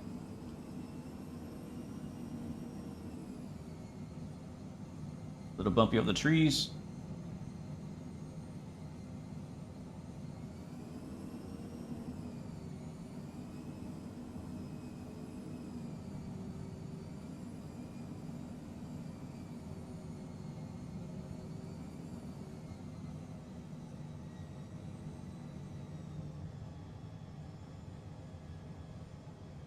Oh, that crosswind. Oh, and a big float. Big floats. Come on, set her down. Set her freaking down. Screw it. Going around. Dang it, man. We float the entire runway. We floated the entire runway. I have never done that before. I float. That's one thing I do very well, is float. But I ain't never floated the entire runway before. Alright, Detroit Municipal Traffic. Phenom 16 Bravo, going around. Runway 32, left tracker.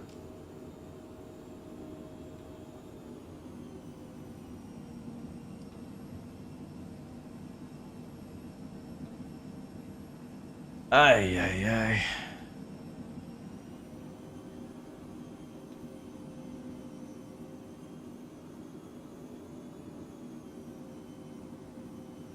You know, I wouldn't mind that. I would love to see Coxper make a Falcon next. That'd be great. Alright, I don't want to get too high.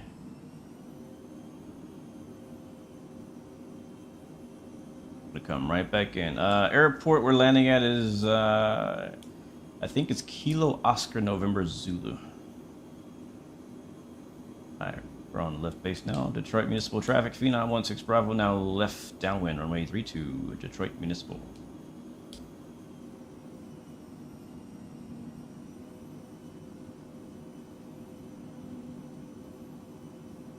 I'm gonna yaw damper off. And we'll get the sounds up for you guys. I had them real low.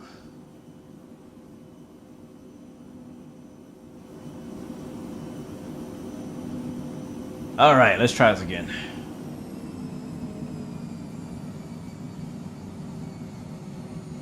Y'all like that flyby? That's for the air show. That's all it is. You guys came for air show. I gave you one. Alright, you're down.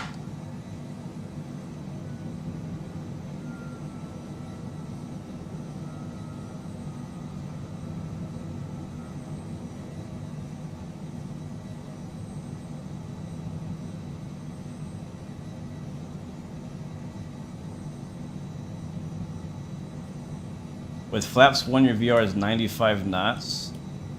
So at full flaps, you're gonna float if you try to set her down at 95. Wow.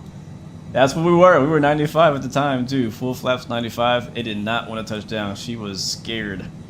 She was like, I'm not touching that runway. Not today. You got to pay me more. Alright, what's our fuel state? We're good. What a flight this has been. I've done pretty much everything I could do wrong. Missed our top of descent. Descend too low. And now go around. Alright. Detroit Municipal Traffic, Phenom 16 Bravo, now left base to final. Short final, runway 32, Detroit Municipal. Alright, I'm pulling power all the way out. Early. We're gonna float this baby down.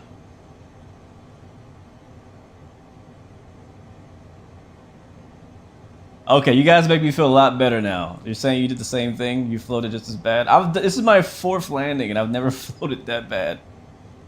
The winds are not even that heavy. I think we got 12 knots. Alright, we're gonna need a lot of trim here. Alright, we're a little low. Very short runway. We can't afford to float very far. Still trimming her out. 100 knots. Still low. Man, she can get real slow, can't she? 100 knots, full flaps. It doesn't even want to slow down. Like, this is as slow as I can go. My nose pointed up 2.5 degrees. Jeez. What I do like is that Microsoft does simulate that wake turbulence over the trees. Now watch the trees. All right, we're good. Clear the trees. Bring her down. All right, set her down, set her down, set her down, set her down, set her down. No, don't you float on me. Transporter from dispatch. Take the VIP to the parking. Oh, now it doesn't want to stop. Our nose is not down. Then shut down your engine. Okay, wow. Wow. She did not want to land. I thought I was flying a bush plane for a second. Holy crap. Right curse of the stream, exactly, Coxburg. Oh yeah, don't forget we also couldn't start the plane at the beginning too. It's all good. Alright, let's do a quick turn here. We'll find us a nice quick job. We're like an hour behind schedule. Actually, it's not that bad. We're only like a half hour behind schedule. Alright, taxi back to the parking, if there is a parking anywhere. What's that over there? Like a runaway. Alright, flaps up. She did not want to land. There's a reason why they quickly made a new variant of the Phenom 100 with spoilers instead. That's funny. That is really funny. Alright, well guys, we made it. Welcome to Detroit Municipal. We're actually only a few miles away from Detroit's big international airport that we're all very familiar with, KDTW. We're just going to kind of power down.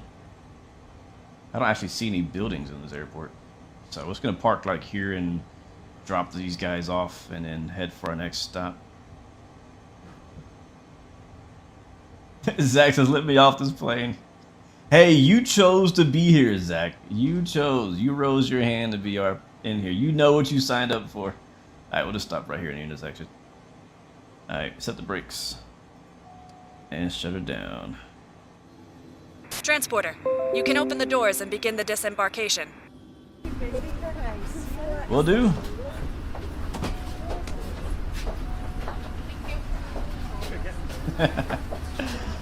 Oh, we made it. That felt like the longest flight ever.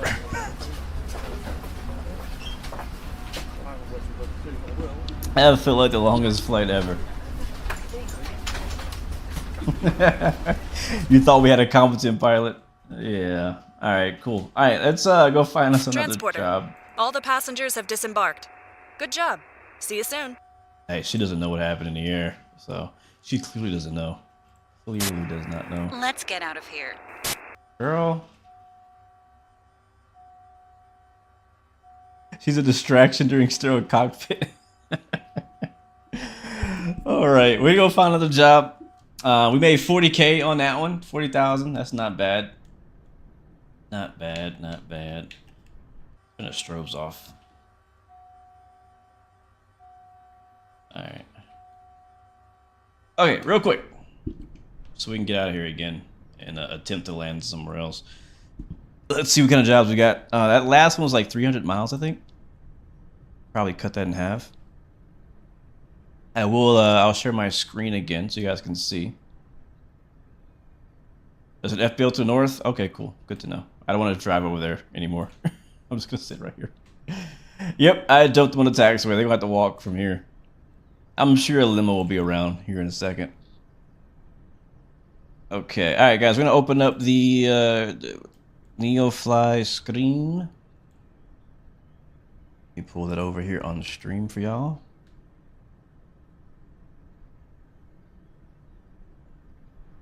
There it is. Alright, welcome back to NeoFly. Alright, flight's complete.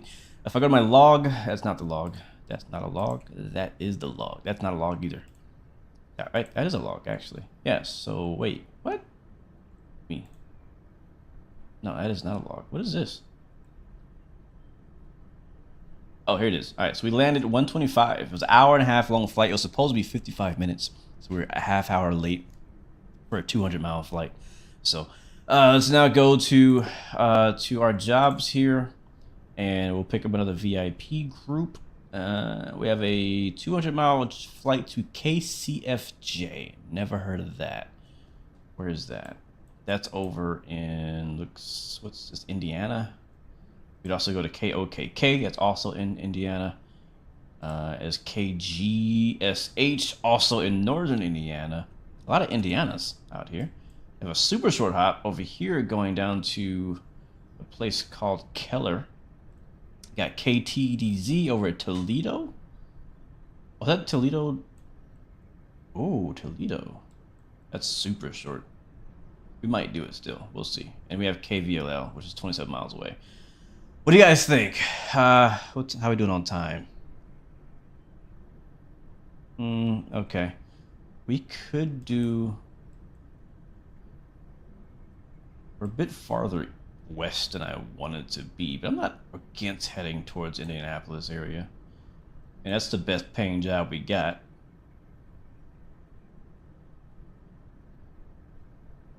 We might do that. KCFJ is called Crawfordsville Municipal. It's a tiny little field out here in the middle of nowhere. I'm torn between that and the super short one that keeps us over here. I think it's Ohio. Yeah, Toledo, Ohio. It's only like literally a 35-mile hop. Super short. What do you guys think? 35-mile hop or 200-mile hop? Drop it in the chat. Let's see what you guys say. That's what I'm gonna decide. Let's see. I can't decide. I don't know which one I want. I can do the shorter one, I can do the longer one. Doesn't really matter.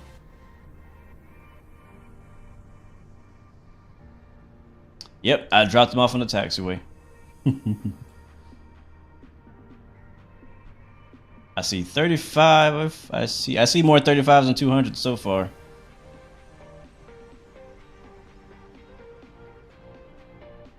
It's just darn freaking even. Money wins. I don't need the money. I got 13 million. I mean, I could use the money. I want to buy another jet when it releases. That's what I'm saying. The short one might take an hour. We don't know. We don't know. You want to see a diversion? There are diversions built into NeoFly too, where like randomly you'll have a passenger emergency. I actually don't know how often or when they're gonna happen, but you can actually get a passenger emergency and they'll request for you to land somewhere else. So it's actually pretty cool. They can catch a bus for 35 miles.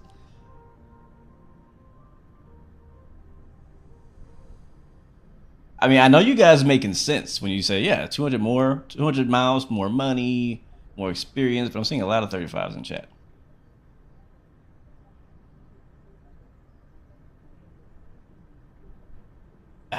Okay. We'll do 200. Executive decision. We'll do 200. We gotta make it quick. All right, let's pick it up. Which one? That's this one. KCFJ. All right, I was gonna pick it up. My job. My Good job day, now. pilot. Today's VIPs are good customers of ours. Please take good care of them. I'll do my best. I'll guard them with my life. Captain, the VIPs are just starting to board. Stand by. Copy that. Alright, let's get fuel and stuff. Alright, where are we at? KONZ. We're going to KCFJ.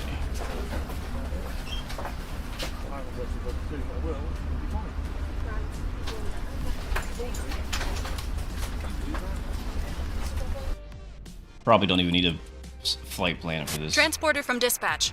Everyone is on board. Let's go. Probably that. Alright. 16 Bravo. How much fuel do we need for this leg? We have an arrival and everything on this one. Generate. Making a thing on SimBrief right now. Yes, Alex, this is Microsoft Flight Sim. Well, this is NeoFly, but behind it is Microsoft Flight Sim. Or what you see is definitely Microsoft Flight Sim. Alright, so showing flight time. That's not, can't be right. A whole hour to fly 200 miles? We're gonna get there faster. Guarantee it. Alright, 1710. That's how much fuel we need. And it should show us how much payload we need right here. So 953, so pretty light on this one. Alright, let me go ahead and swap that out while I get the aircraft loaded.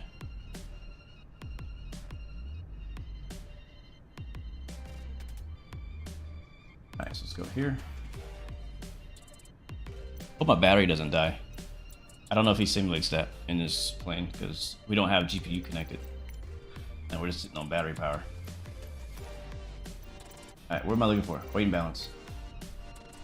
Okay, so we need... Actually, we already have enough cargo loaded. We can take some cargo out.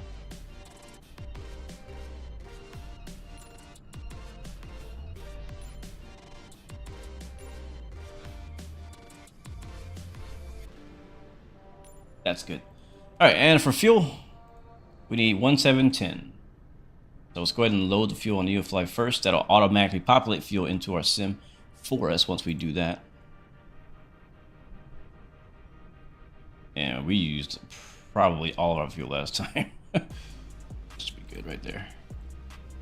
There it is. It's automatically populated. And I think we are good to go. Yep. Alright, I'm going to minimize NeoFly on my other screen so it no longer distracts me. Get the chat back up on my screen so I can see what you guys are talking about. Alright, 40,000 feet. We're probably going to cruise lower this time. I feel like we can get there faster if we don't spend 10 minutes just getting in the air. I'm also going to take a massive shortcut. Yeah. Yeah, I'm going to take a massive shortcut. I might just fly direct to the airport. To be honest with you. Let's go inside. How do I get out of this view? How did I do that? There we go. Alright, back into the FMS. Flight plan. And I need to delete this. So we'll go here and delete flight plan. Origin, we are in Kilo Oscar November Zulu. Hit enter. I'm not gonna worry about the runway right now. And we're going to a new destination for me, which is Kilo Charlie Foxtrot Juliet. I'll be surprised if anyone in chat has ever heard of this airport or even this city. Crawfordsville Municipal. Honestly, maybe if you're from Indiana or Detroit, you might have heard of it. All right, en route. So it did give us a departure. Let me see what that looks like because I might not even fly it. because it seems like the departure takes you way to the south, and we need to go west. Import flights, import sim brief. There it is. All right, Bari 2. What's that look like? Yeah, I'll put it in. We might skip it. Well, I'll put it in. All right, procedure. Departure. Enter. Bari 2. Enter. What did we land on? I already forgot what we landed on. 2-2. I don't know what that beeping noise is. It sounds like the door is open. Oh, I stopped it. We'll go via. It says sinker. Is that sinker? Yeah, that's fine. Sinker. And load. All right, cool. And then from there, we'll continue direct to Phil's. I think I'm gonna skip all that and go direct to Victor Hotel Papa. Yeah, that's what we're gonna do. I do what I want. Victor Hotel Papa. It's been a while since we've done a stream with like 2 flights, you know. Sorry. Oh, we're flying over Indianapolis. That's gonna be pretty cool. You know what's funny? That's hilarious. I'll tell you when we get in the air. I don't want to get distracted right now. I have a funny, not a funny story per se, but just a funny coincidence about Indianapolis. Okay, well, that's done. We will now hit flight plan again. We have our flight plan. We have fuel. Aircraft is pretty much ready to start. I didn't turn off anything. We just let the passengers out and then we dipped. So we should hit off. That off. So we'll start up. Starting with 2. Shut the door. Yeah, let's see if we can do a faster flight this time. Alright, 2 starting up.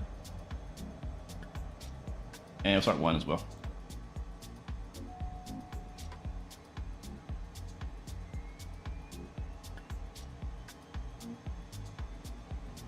Nope, I will not be flying into Erie. Everything looks good from where I'm sitting. Taxi to the runway and take off. Copy, copy. We're actually not far from Chicago right now. Looking at the map. Alright, flaps. Set for takeoff. Zoom this out. Well, basically, we need to get back to 22. To get back to runway 22, we gotta go all the way down there. Alright. Let's get started then. Tax lights on. Lego. Yes, T. Peter, this is Microsoft Flight Sim.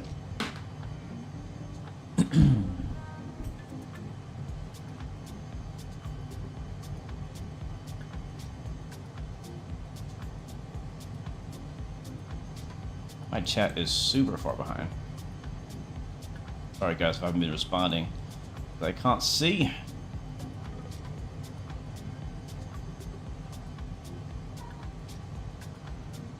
There we go. Now I'm caught up. Is she my FO? I guess so. She's my FO, my dispatch, my everything. And this is a bumpy little airport.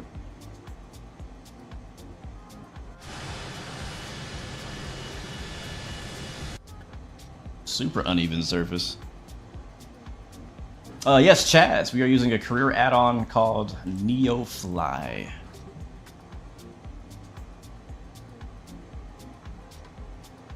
Been out for a while, I've been using it for years.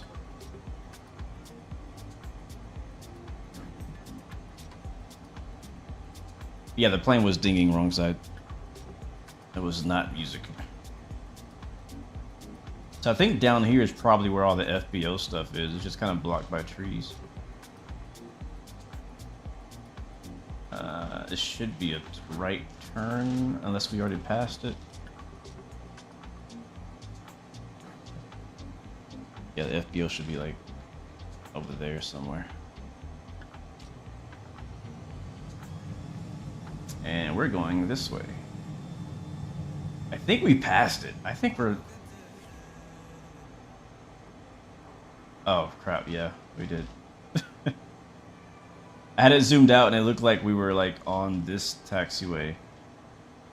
I think it used to be a runway.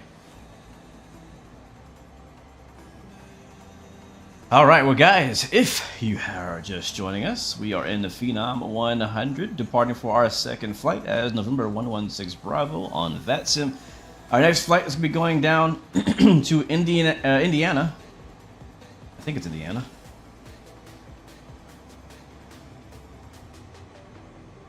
We have another 3 VIPs on board. Take them out to a business meeting or something. They won't tell me. They don't tell me anything. I just fly the plane.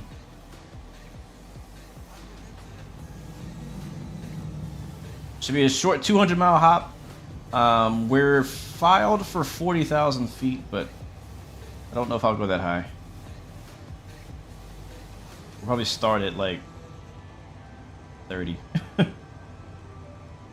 See how fast we can go. Trying to get there as fast as possible, and it's gonna take us a while to get to 40,000 feet. So we can cut that cruise out. We might be able to get there faster, especially for a short flight like this. All right, where are we at again? Detroit Municipal Traffic, Phenom 16 Bravo, taking off from A32 or 22, departing to the southwest. Detroit Municipal. All right.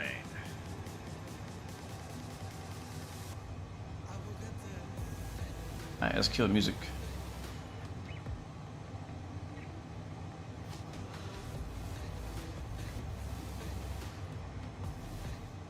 Go.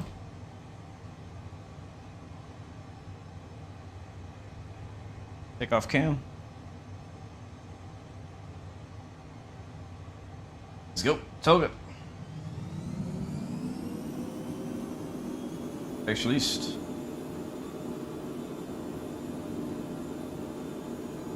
Heading sync, heading hold. Airspeed is alive. And she's already ready to fly. She loves to fly, doesn't she, guys? We learned that. Oh, it's so smooth, though, when she gets up. Pilot from dispatch. Fly safe. These customers don't like excitement. First of all, why would dispatch talk to me on takeoff? Might want to hold that thought. What is that?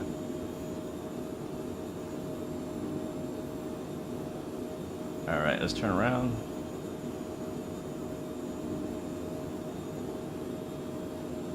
Oh, crap.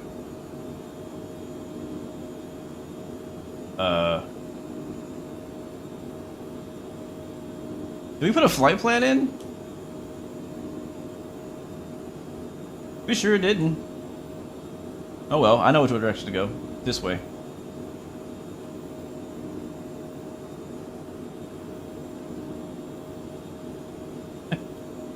I think I forgot to put a flight plan. Oh, we're getting, look at that ice.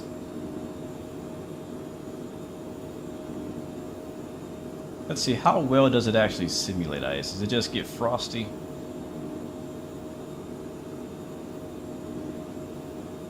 Or does it actually affect the performance of the aircraft?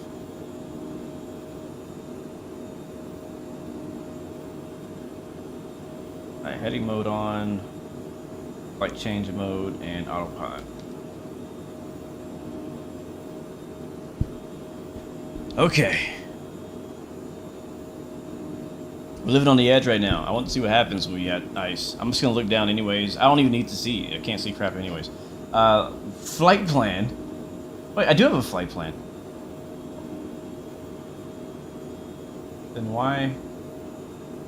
Oh, it's a direct thingamabob. Okay. It's just the next waypoint is really far away. Okay, that's no problem. Let's turn around.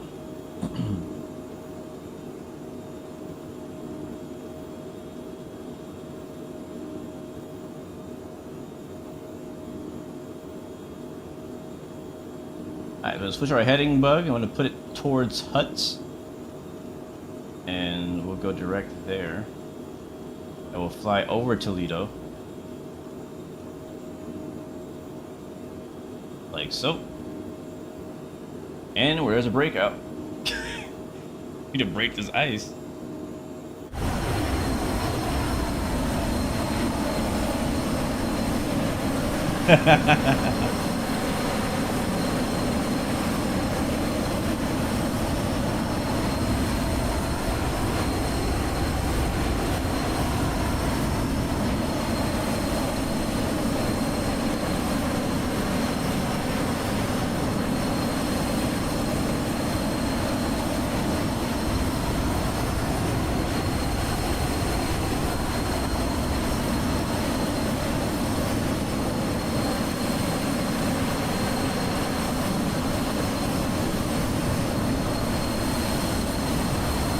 What's up, Tanner? Hope you're doing good, man. Alright, there's 10,000 feet. Let's change our speed. Like, the ice will, like, go away eventually, right?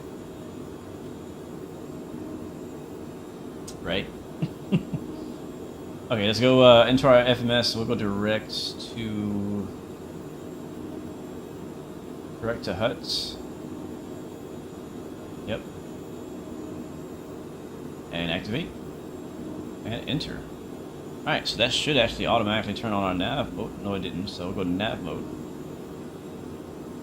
There we go. Now the aircraft's going to turn directly to Huts. And like I said, we're going to cruise a little lower this time. Personally, I love cruising at 40,000 feet and above. I just something so, like, I don't know, dope about it. But in order for us to try to make a bit better time on this particular flight, I'm going to try to get to 30,000.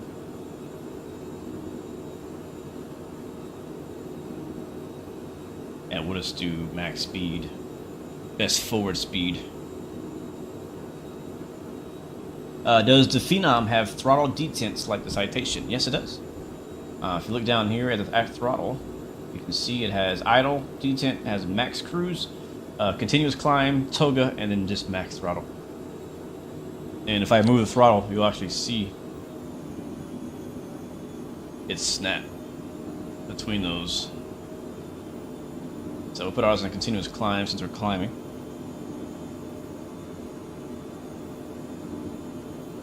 And to easily get the ice off the windshield, we could actually go down here and click the windshield heating. And this thing too, I think, is the icing thing. I'm not sure what that does, honestly. ADS AOA. Oh wait, it's gone. That did it. I guess I didn't need windshield heat. We had that thing. I was gonna say this is what you could do, but I'm not gonna do it. I want to see how long the ice would stay on, but I screwed that up. Anyways, we are airborne again, passing 15,000 feet, climbing for 30,000 what I have set right now. And now we're back over the clouds. It's still cold. It's negative 28 degrees Celsius at this current altitude. And before I forget, I'm gonna go standard on. Here it is, standard on the barrel. We're almost at 18,000 feet. The rest of that looks good. Flaps, we're not up. That's a problem. No wonder we were going so slow earlier. I was like, why are we going so slow? And then we'll speed up to about 200. And the climb, GPS, autopilot, flight control, or not flight control, flight change mode, all set, and altitude set for 30K. So we're good to go there.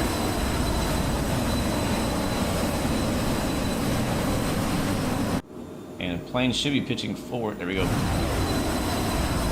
There we go.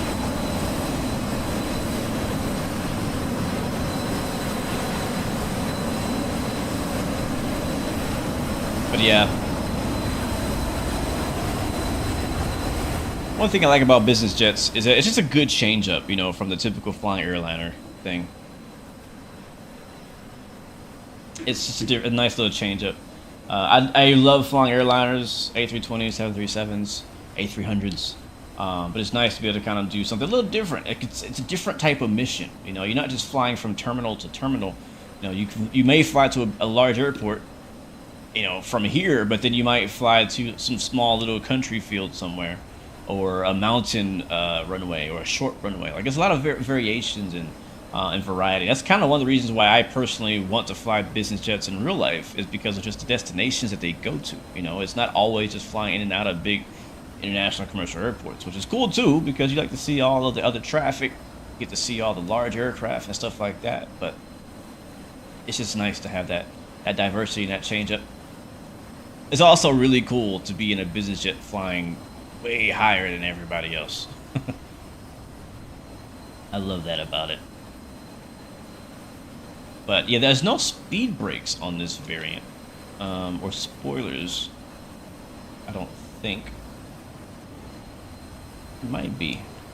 I think it's like a speed brake switch you gotta turn on or something like that. And the plane comes with a bunch of liveries by default. I don't know how many exactly, like 10 liveries maybe.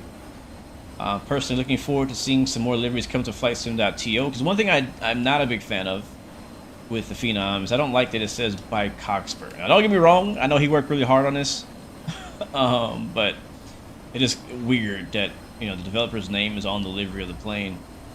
And I think I know why he did that, because in real life, the real one says Phenom 100 by Embraer or something like that. And I don't think he has the license to say Embraer on this plane, because another thing that Embraer does is that on this yoke's little Embraer logo right here that he also did not include. So I'm pretty sure it's just a licensing thing, is probably the reason why he didn't include that. But I already saw a mod on FlightSim.to that adds all the Embraer stuff back and takes the Cockspur stuff off. So looking forward to checking that out.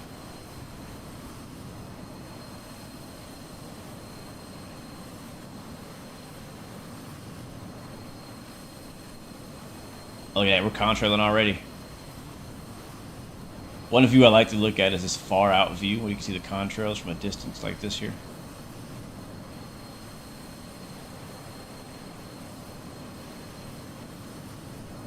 It's kind of dope.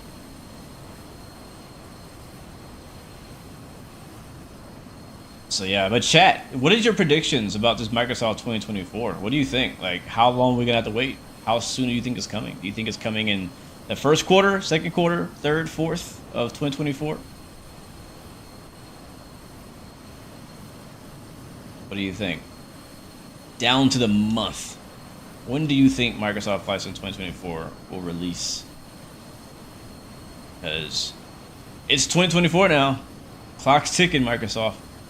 AKT Apex, do I have a bigger business jet? I think the biggest business jet we have in Microsoft Flight Sim right now, if I can think correctly, I believe is the Citation Longitude. Am I right, chat? I think it's that one. I think that's the biggest that I can think of right now. Yeah, I think the Longitude is the biggest business jet we have, which is not even that large. Technically the biggest business jet would be the 737 BBJ, because there is a business jet variant of the 737 by PMDG. There's also a business jet variant of the A300, isn't there? Am I right? Isn't there? I could have swore they released a business jet variant of that, or the 310, one of those. So, but I don't consider those business jets. Those are just airliners converted to carry very expensive, soccer teams and stuff. That's the way I see that. That's what I think about that.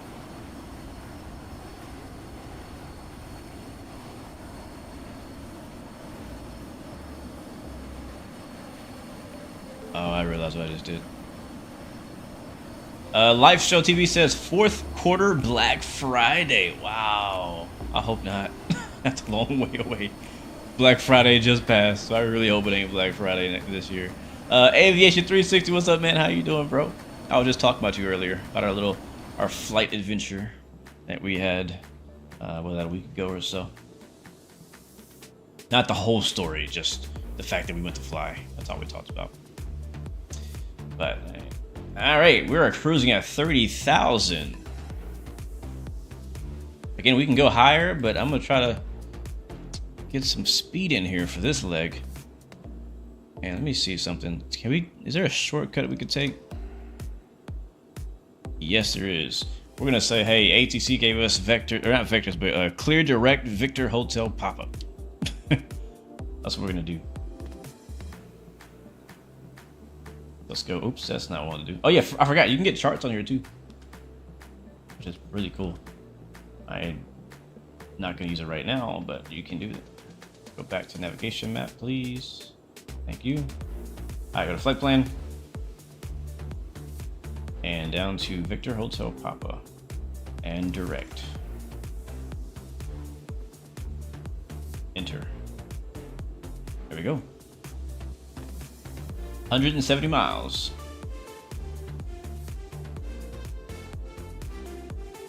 But we can make some good money on this one. 40K? Or is it like 40 something? 40K, something like that? Yes, I don't want to go higher, I want to go faster. I have the need for speed. Oh yeah, so I was going to mention my Indianapolis story. So it's not really that interesting. At least I don't think it is. But basically, we're flying kind of out to the Indianapolis area, where the Indianapolis Motor Speedway is. As a lot of you guys know, I'm a big fan of racing. I follow all different types of racing: Formula One, NASCAR, IndyCar, IMSA, sport cars, whatever.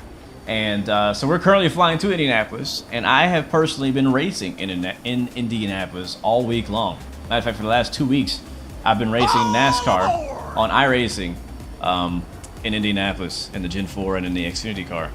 Thank you so much, Guido? Did I say that right? I hope I said that right. Thank you for the subscription. Welcome aboard, my friend. Hope you're doing well. But yeah, it's just funny that I've been racing there for the past couple weeks, and now we're flying out there. So it's almost like the F1 World Tour all over again, right? Cubby, you're gonna be starting your PPL in 1 month. You can't wait, bro. I'm so excited for you. I really am. Like, it's gonna be amazing. I'm looking forward to hearing. I'm looking forward to you coming back and saying, bro, in 1 month I get my IFR or something like that. I am a speed junkie in general. Yep, you're correct, Salty Cracker. I love your name. Except when it comes to freight trains, because those are slow, and I like those too. So, but yeah. On that note too, I almost won a race. I'm gonna tell this story. I almost won a race.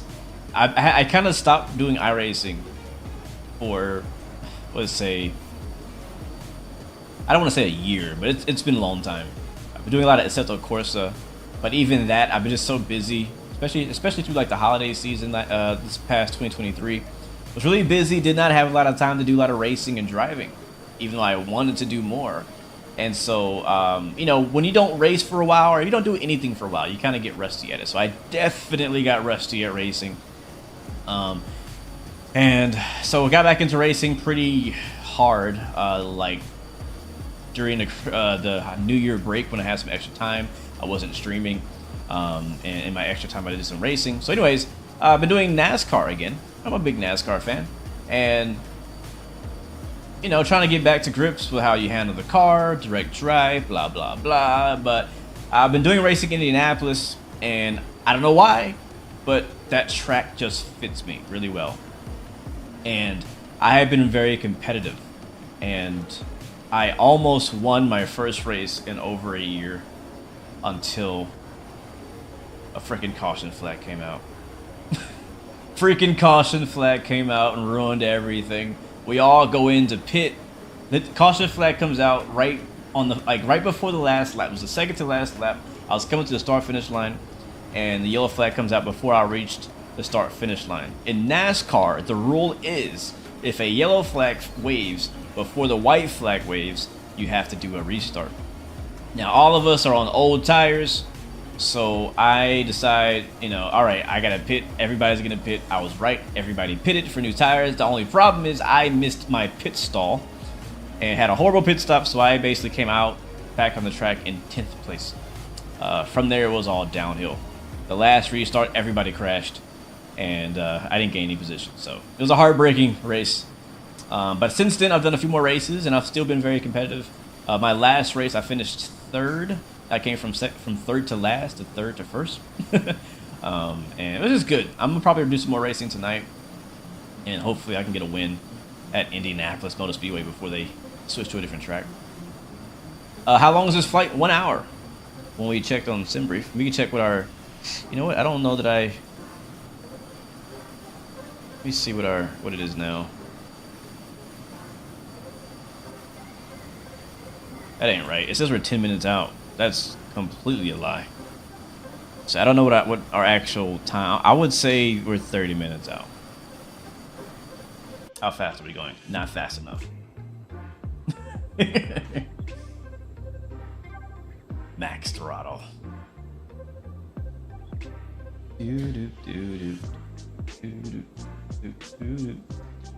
Hold on.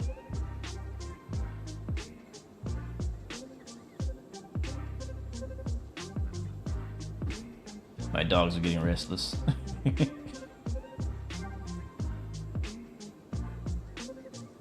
But yeah, probably about 30 minutes. Green, white checkers, always best folk. Exactly. I had that race in the bag, bro. I climbed through the field, passed the leader, was driving away from the leader, was gonna win. The guy behind me was not gonna catch up in one lap. And got a freaking yellow. And then the next time I tried, my internet went off. Just long enough for me to get disconnected. And I was in second place, about to pass the leader again. So it's been a heartbreak, but you know, racing is all about ups and downs, and you know, you win, you lose. That's just racing. Sometimes it goes your way, sometimes it doesn't. And I've been racing long enough now, virtually, and sim racing, that I understand that. I can't get too upset about that for too long. I cannot get too upset, but I love it, man. It's been fun. Hoping to do some more Acepto Corsa Competición as well. I gotta practice for that though. I haven't practiced for the track for this week. Look at that beautiful wing view though. Yeah, man. You know, technically the CRJ is sort of a business jet. I think we have a business jet variant of the CRJ as well, and none of us are using it. Don't know why. It's actually not a bad plane. People really just make that CRJ look bad. We're gonna have to fly it. We're gonna have to bring the CRJ out from the dead and give that plane another fly. It's been on my mind. Been a few planes in Microsoft Flight Sim that have been in my mind that have come out like a while ago, but they're still good quality planes. It's just, you know, all of us are flying the most recent stuff. And the CRJ is a good quality plane. The MD-80, I saw 330 drivers fly it. I think it was today. I was also thinking about flying it. I was like, man, I haven't seen anyone fly that plane in a while. I need to fly it. It's just the thing about like planes like CRJs and MD-80s is that they're very different than anything else you fly. So if you don't fly them for a while, you know, people like me at least. I know Aviation 360 is a very different type of person. He remembers everything. I don't. Like, if I don't fly a plane for 2 months, I forget how to start it. I forget how all the autopilot functions work. For a 737, I could probably be away for a year and come back and power it on, because I fly it so much. Same thing with the A320. Like, it's like ingrained in my head. I will never forget how to start an A320 or a 737. But if I go outside of those two planes, I gotta like go back through the notes, watch a tutorial all over again. You know, it's kind of annoying. So it's a bit more work to get back into those planes. Do I think whenever Microsoft does another sim, do you think we will actually be able to see each other's planes? Yeah, I think so. Honestly, even now you can. Microsoft has its own built-in native multiplayer, so if me and you were to try to fly together, we could choose, you know, the USA East server or something like that, and we could go do a flight and see each other. We can do that right now with no Vatsim, no third party, nothing, which is great. But it's kind of buggy. Sometimes you log in and you can't see your friend, or your friend can see you, but you can't see him. It's really weird and annoying, right? On the console, you got subbed out. Is it not working on console then? I thought, yeah, I've definitely had. I know there's a particular guy that I fly formation with all the time, and he's on Xbox. So I shouldn't be, I don't think so. Emily, you never forget the startup. Once you learn it, you can fly the Hornet, Tomcat, Vegan. Wow. See, I'm not like that. That's just not me. My brain, I know a lot of things, but when it comes to starting up aircraft, if I don't fly it all the time, I forget. Like, what's funny is the Hornet in DCS World is my main jet. That's the plane I know the best out of any plane in DCS World for combat simulation. But I don't know how to start it. I'm not even kidding. Not even kidding. I don't know how to start it. I don't. I know how to start. I know how to start an F-16. I kind of know how to start an F-15, but I don't know how to start an F-18. I know how to do everything else. I can do all the weapon systems, the laser guided bombs, cluster, all that. But starting it, I don't know. I just do. I've always done auto start because I ain't got time to be doing all that stuff in the mission. I need to learn it though. I need to learn it again. Let me take a look because I don't want to miss our top of descent again. It's not a long flight. Do we have a top of descent? We do not have a top of descent. Okay, that's helpful. Let's fix that.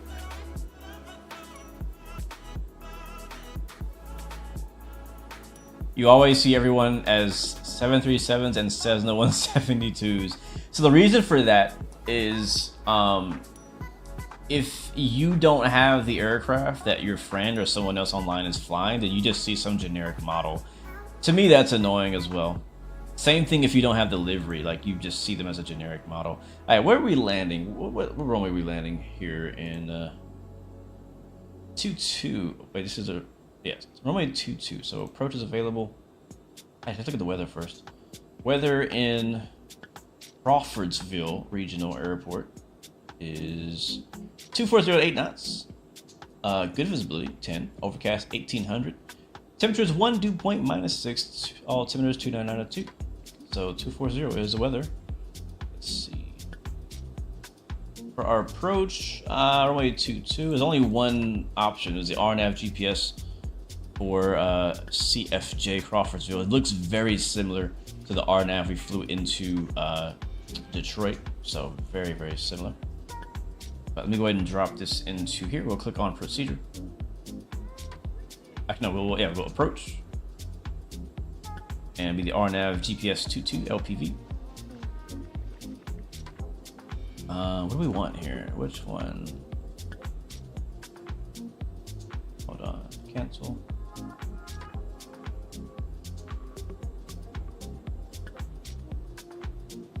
Wow, there's so many options. Let's do Advay.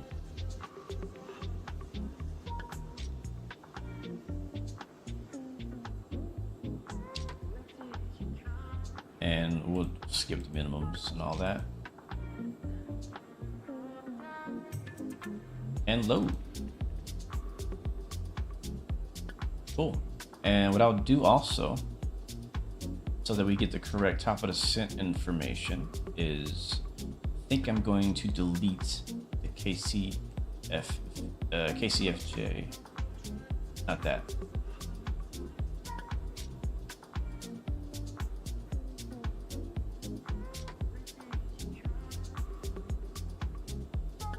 Yeah, we'll do that. So clear. Clear will ask us to remove. We'll hit enter. And there we go. So our top of descent is right there. And that should be good. So it's going to say 5,000 at VAY, 8,000 at VHP. Our top of descent's right there. Cool. VNAV profile will be like -3 degrees. That's fine. All right, cool. So what I'll do is I'll just go ahead and just kind of put that in. We'll stay at 3,000, 30,000. We're doing Mach. This plane is really not that fast. Like the Learjet is quick, right? This one is not that fast. We're doing Mach 0.678 at 30,000 feet. This is as fast as I can go. I'm maxed out on the throttle and everything. So we'll set our altitude down to, I think it's at 3,000.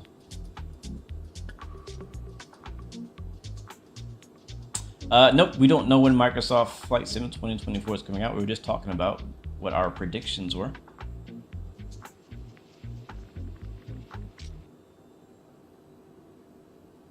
Somebody said Black Friday. I was like, oh, I hope not. Theo, why is everyone not answering? I don't know. What do you mean? Who's not answering? Am I not answering you? Alright, there it is. 3,000 sets. So we'll also hit VNAV. Oh, VPAD's already on. But we'll hit VNAV. So that way it should just send us down once we get to that top of the descent on its own. So we don't have to like babysit it too much. But lots of overcast clouds over the Midwest today. Theo thinks it's going to come out in October. I personally think it's going to be like August. Maybe between August, September, October, around that time. It's going to be fall 2024 is what I think. That's my prediction. I'm going to stand to it. Honestly, I would love to see it much earlier. I don't want to wait. I really don't. I'm so tired of waiting for games, man. Like, for the way where I am right now with that, I'm like, don't even tell me no more. Like, if you got a new plane, a new game, whatever, like, don't even tell me. Like, just let me know when it's like when it comes out. Just let me know. Like, all right, yo, this thing is out. Like, all right, cool, I'm getting it. Day one, if I like it enough, right? Like, don't give me a whole year, 6 months to freaking drool over screenshots. Like, I'm just so tired. I play so many games and there's so many releases coming out. I'm like, man, I gotta wait a whole nother like the whole GTA 6 trailer thing killed me. I'm still upset about that. I'm like, how dare you announce this amazing looking trailer for a game I can't play for 2 more years. What a tease. Yeah, a lot of the games have been junk lately. Yeah, you're right. You are very right. I should try Uncharted. I have not played that before. Basically a story game about finding pirates' treasure. Oh, really? Is that what that's about? Are you talking about what's the other pirate game? I played the other pirate game. What's the name of it again? Sea of Thieves. I played that one. It was pretty fun. I didn't think I would like it, but one of my real life friends. I have real life friends. Yes. One of my real life friends has been trying to get me and the rest of my friend group to play with him Sea of Thieves for so long, and I was like, it looks like, you know, I don't know, it looks cartoony and this doesn't look like something I would play, and found out it was on Game Pass, so I tried it and I was like, man, this is pretty fun. This is pretty dope. I like it. I actually like it a lot. For me, I'm mainly interested in the boat part. I just want to drive boats around and shoot at other boats. That's really all I care about in Sea of Thieves. I just want to blow boats up. But sadly, this game is not very good when playing alone. And so when my other friends are not around, I'm just, you know, playing with randoms, and that's not something I enjoy. It's a parkour story. Okay. Has there been any news on the Horizon 747? I have not heard anything new. Nope.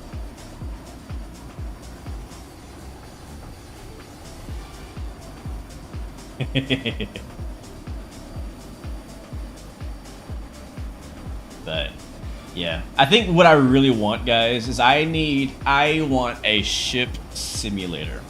That's the only thing I'm missing in my simulator like, you know, inventory is a ship. I got a flight sim, I got a train sim.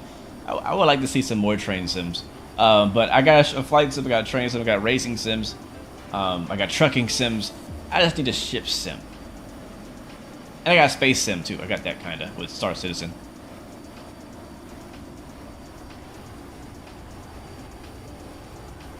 So I need a ship sim, and I haven't heard of any even coming out. Like there's not been any announcements about ship simulators even being in the making.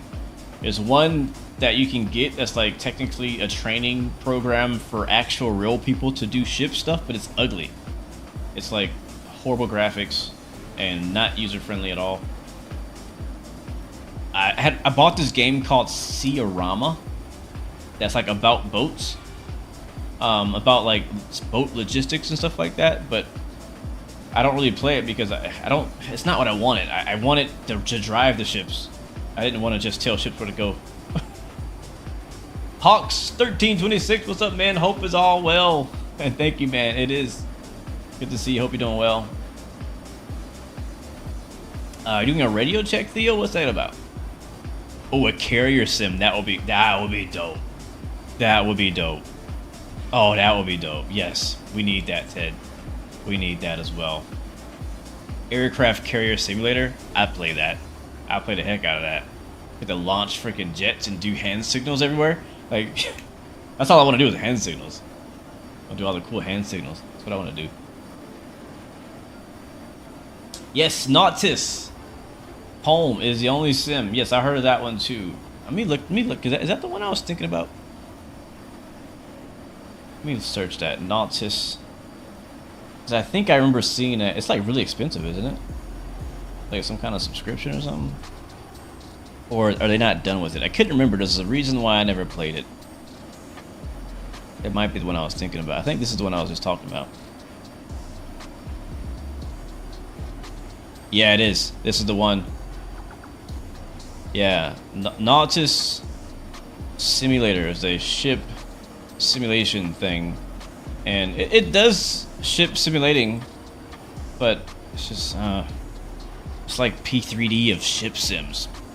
Like, come on, bro. I'm telling you, if I knew how to make games, I'd be dangerous. I'm just warning y'all. Don't give me no game making knowledge. Don't give me no game making knowledge, cause I'm shoot. Yeah, I ain't ready for my simulators. I'll give Blue Games a whole new meaning, turning into a freaking game development studio.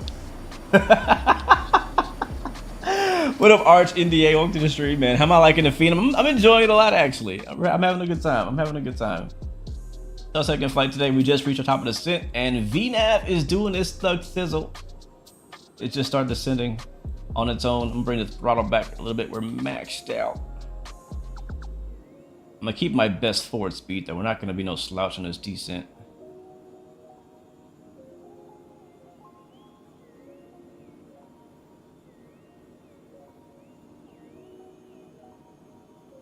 Yeah, I need AI to start just making. I'm like, hey, AI, make a ship simulator. Except, no, I'll say, AI, make me a ship simulator that looks like Microsoft Flight Simulator, but for ships. Because honestly, here's the truth. Here's the truth, guys. I'm not sure if you guys realize this, but Microsoft Flight Simulator is currently the best ship simulator out there. Prove me wrong. Prove me wrong. Prove me wrong. Because you can buy ships on Microsoft right now. I've done it. Yeah, I'm weird. Like I've driven cars. I've driven boats. It's actually kind of cool. To be fair, it's actually kind of dope when you're driving boats around in Microsoft Flight Sim. But you know, I have tried the car. I haven't tried that latest like off-road vehicle by Parallel 42. I need to try that one out. That looks pretty cool. It has the scenery and everything. Right, Ted? Right? You could, I mean, because look, Microsoft Flight Sim has the navigation needed. Some of it. I think there's some extra stuff that like boats use navigational wise that planes don't. But ships use a very similar system to navigate that planes do. You know, like Garmin makes stuff for ships too, right? So it's very similar. So technically, if you wanted to, you could go buy a ship or a free download for a boat, put it into like Miami, Florida at the dock, drive from the dock and drive to freaking the UK. It would take you like, you know, a month, but you could do it. You could do it. But yeah, I want a ship sim, man. I want a ship sim. One day. There is this one game coming out. I can't remember the name of it. I've been watching the previews and developer updates about it. It's not a ship simulator, I'm finding out, but it's basically like a ship museum. Is somebody knocking? Because I got ring notifications. What the heck is that? I don't know what that is.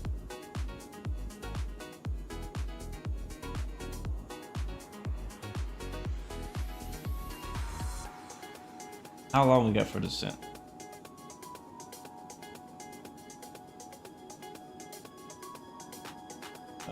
Hold on, let me go check the door, guys.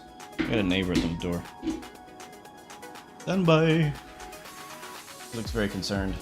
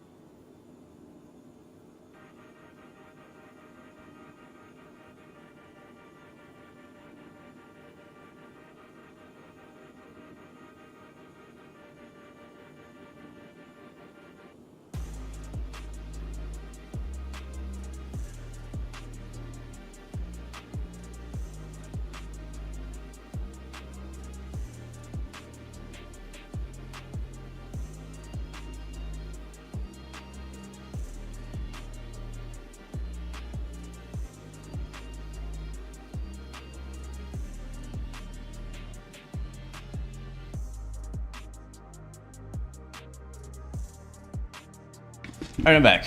Sorry about that, guys. When I have these headphones on, I can't hear the doorbell ring, which is the reason why I got a Ring doorbell, so I can see it on my phone. And I saw my neighbor outside, but I don't know what she wanted. And it sounded like she was trying to talk to me through the Ring, but I didn't have the microphone on, so I don't know what she wanted. She just looked very concerned, so I feel bad that I didn't answer it. Maybe she'll come back. Alright, we're not dead. I kind of thought we might come back and be dead here. So we're descending. What did I miss? Alright, Data, I'll catch you later, man. We were descending. We did not miss our top of descent this time. This is good. And the scenery is looking nice. We're finally getting a look at the ground. I'm not sure why he's barking now. I think they're just all excited. They heard things happening. There's nobody at the door now. Yeah, I went like all the way out. Ooh, my dad just texted me. He said that next week on Monday and Tuesday it's supposed to be really cold, below 20 degrees. Make sure your heat is on and your pipes are wrapped. Holy, is it really gonna be 20 degrees next week?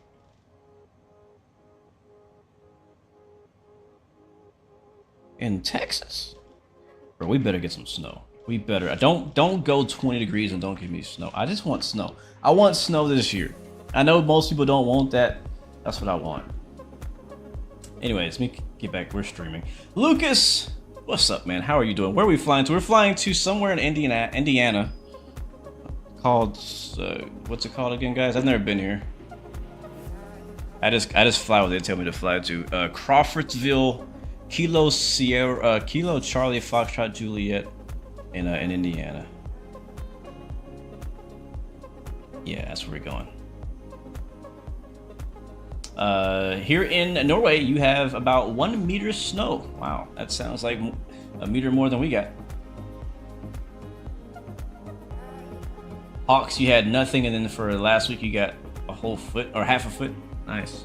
I don't want, like, you know, I want to be snowed in per se. I just want, like, give me a little like blanket of snow on the grass so I can go out there and do some snow angels and get off of work.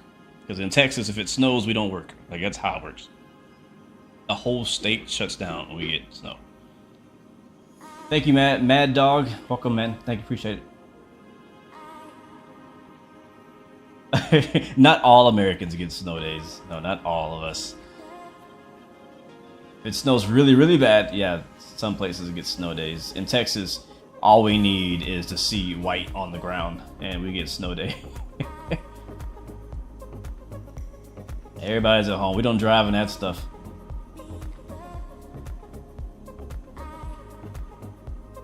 So like, what do they say in Norway when it snows really bad? Like, hey, you should have dug yourself out. Like, there's no excuse. Like, how does that go?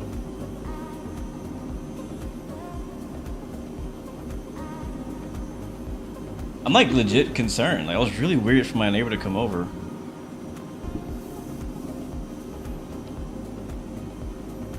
I might have to check on her when we get done.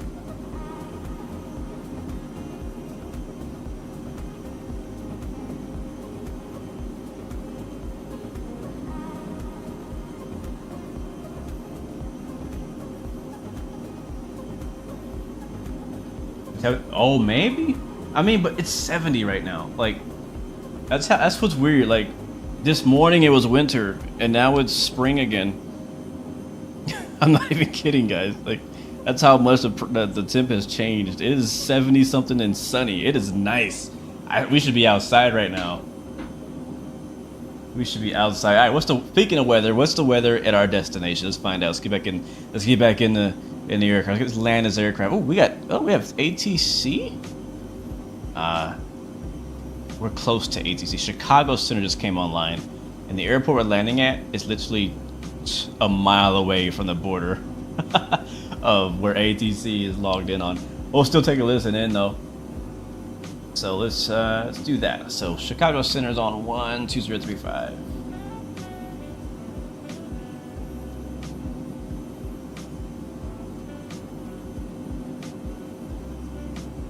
One, 2, 0.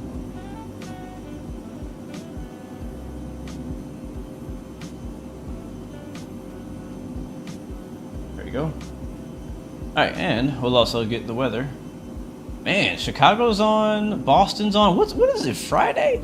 New York Center is on, Minneapolis is on right now, bro. Like, CVG Tower is on. We got ATISes for like a bunch of airports out here. I kind of wish we were flying into Chicago's airspace, but that's okay. We are going to be just north of Indianapolis. Hopefully we can see... Well, where's the racetrack, bro? If we see the racetrack, that will make my day. That will make my day.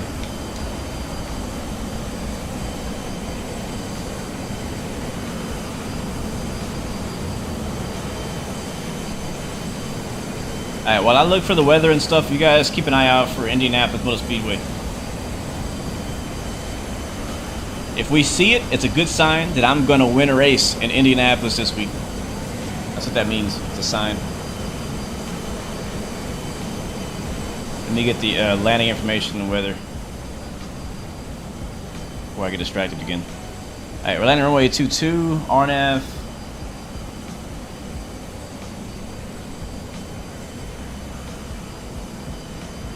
Weather is 230, marginal VFR.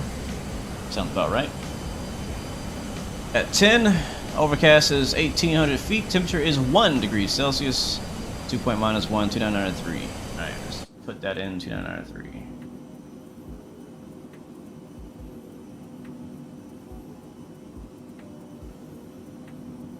Alright, 2993 set, altitude 3000. Let's zoom this in. Again, we are flying an RNAV approach. It's not an ILS.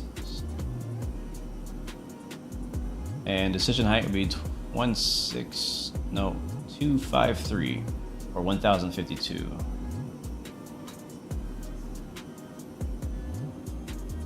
Alright, let's declutter.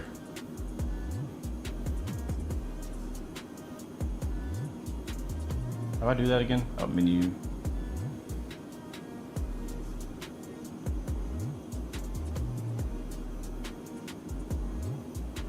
Oh, well, whatever. Alright guys, we're almost there.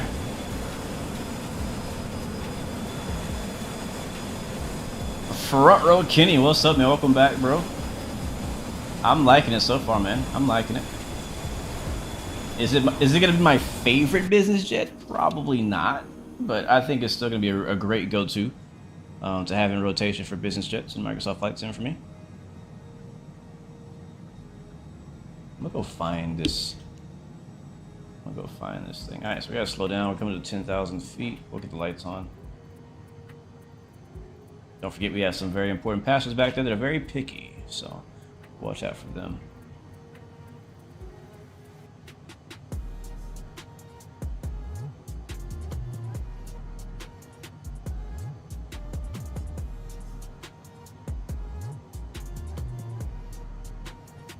Where is the track?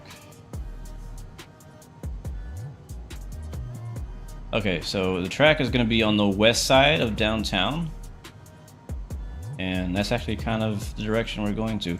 It'd be really cool if we're landing at the actual airport. Isn't there an airport inside of it? No, it's not. I'm thinking about Daytona.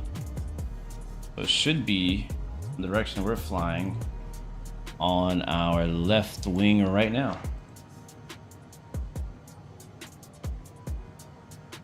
I don't see it. I know it's in Microsoft Flight Sim. I've seen it before. Is that it? That's it. There it is. Indianapolis Motor Speedway right there in all its triangleness. I need to go check on my dog again because he's doing crazy things. I can hear him. I'll be right back.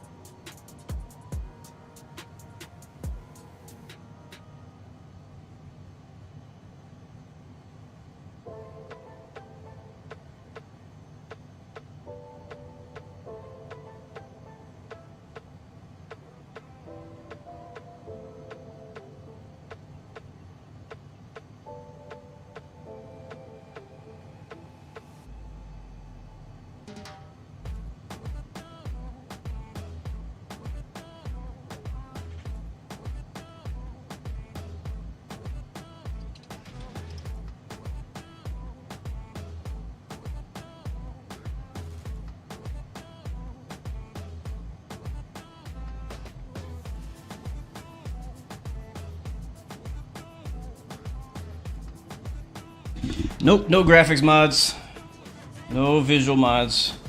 I don't use any of those for Microsoft Flight Sim, but hopefully you guys enjoyed a little flyby of the Indianapolis Motor Speedway. For all my race fans out there, we're just sitting past 900,000, making a right turn for a left base, runway 22 in what's this airport called again? Crawfordsville. And then Indianapolis International Airport is also on our left wing. If we take a quick look, I'm not sure if we can see it from here. Yeah, it's right there. That big old airport, which I don't think I have a scenery for. Is there a scenery for Indianapolis International? If there is, I definitely need to pick that up. I definitely need to pick that up. All right. Make a decent time, I think, on this flight. I didn't set the time or anything, but I think we're doing good.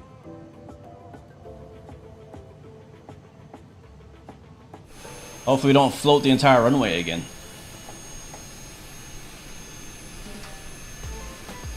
Thank you, Theo.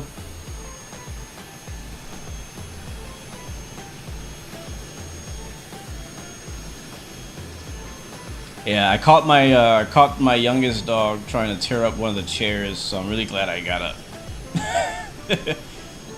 I'm always on watch, man. It's like 24/7 watching these dogs. It gets frustrating, but you know, it is what it is. I had to put him in the crate until I get done here because I can't trust him to be out anymore. Usually they're pretty chill. Like, I mean, this whole stream they've been like laying down, like kind of napping. But like once they kind of like wake up and get, you know, going, you just want to like run around and play and destroy stuff. So I gotta keep them from destroying the house. That's my job. That's what I do for a living.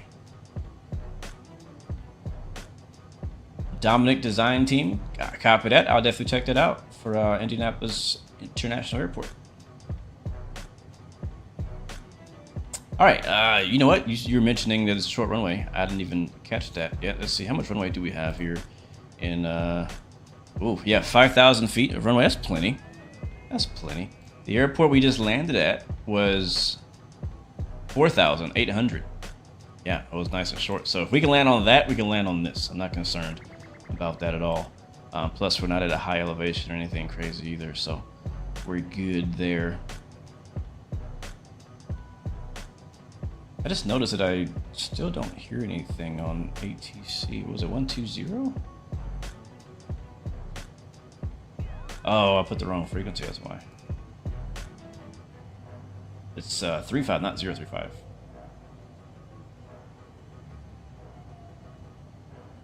There it is. Now we should hear Chicago Center.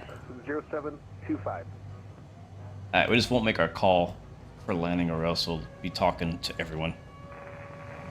0725. Alright guys, it's almost time for us to land. Let's go ahead and shut the music off and get serious. We're pretty close to top descent. Yeah. Alright, so we're coming up on Advay. The chart said that it wanted us to be there at... it doesn't say where it wants us to be there at. But I think we're good. As long as we meet 2,700 by canoe, we should be good to go. And I think we're going to reach that. So set 2,700, that's good. We got the weather as well for the airport. We got 2993 down there, and the altimeter. And we're on the left base for runway 22 in Crawfordsville. I can't see your avatar, Teo, on the screen that I'm looking at right now. I don't see anybody's avatar. I just see YouTube buttons. That's all I see.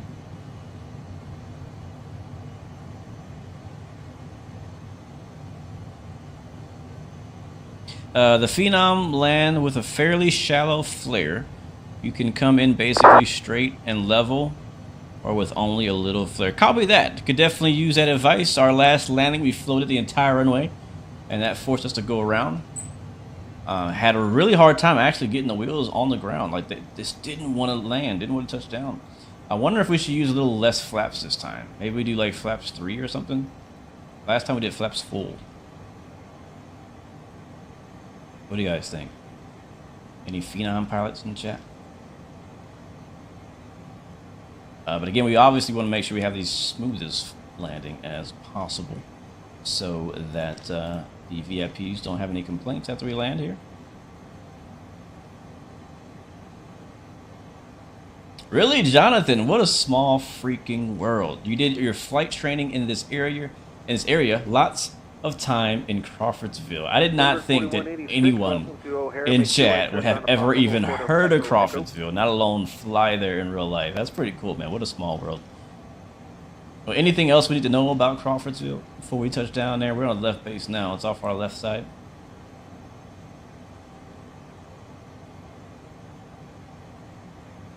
United 2135 is up. Alright, we're going to go ahead and switch to the landing cam. United 2135, say again. Just want to repeat, just want to report to you that at about level of 350 and down, pretty moderate turbulence you can off. I still don't see an airport. It's just really bright and cloudy over there. United 2135, thanks. That's the first report I've heard in that area. Let me know if that improves. Well, last time we came in around 94, 95 knots, full flaps, and plane still didn't want to land. Still don't see her. Oh crap, we need the freaking replay. FedEx 568 heavy on Foxtrot, cross runway 28 center, turn right on Papa and taxi and taxi the runway to your right at Echo Echo. What's the name of the airport? KCFJ. Lindbergh 4186, give way to the heavy FedEx A30. Alright, it's gonna probably freeze. It's been doing this. I don't like it, but I know it's gonna happen. Right so don't panic. Sorry, it's been a while we should be okay. Alright, we're still idle right now in the power. We're just letting it float. Autopilot's still on. We're holding on to 2,700 feet. Mistakenly said Echo Echo. He's coming out on Fox. We're on left base for runway 22. Continue taxi short of Crawfordsville.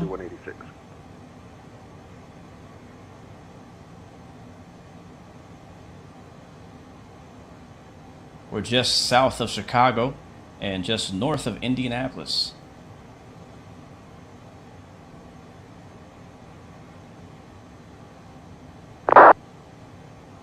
So I'll try, yeah, half the flaps. We'll do first notch now.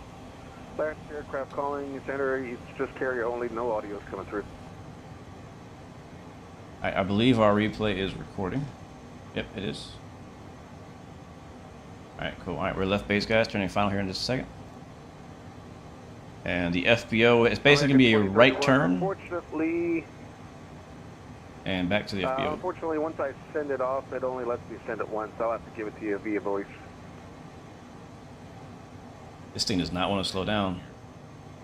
Alright, gears coming down. No worries, I'll pull up here in just a second. Alright, sleeves up. Time to land.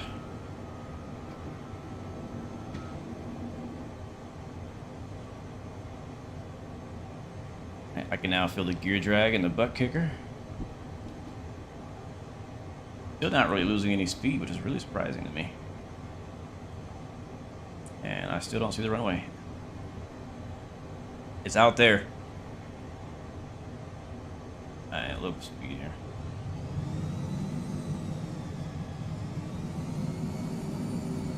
Don't want to stall when we turn. United 2135, descend to be at a Banky 6 arrival, O'Hare altimeter 2987. Descend via the Banky 6 arrival, altimeter 2987. What runway are we expecting today? 27 or 28? United 2135, I'll have that for you as you get a little bit closer. Still don't see it. Oh, I see it. I got eyes on the lights. No, I don't. I think it's out here.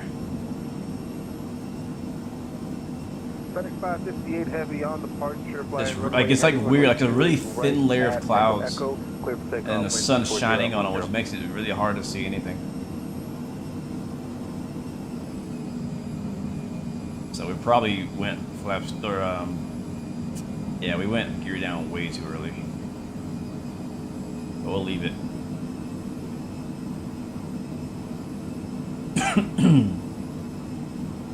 Yeah, these small airports are really easy to miss.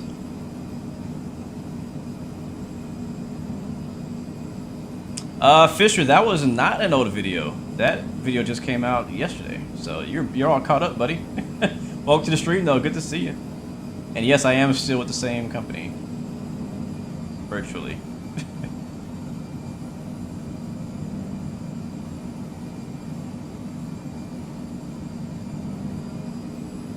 Yeah, we're a long final here, and I think the chart wants us to maintain 2700 until actually you can go down to 24 now.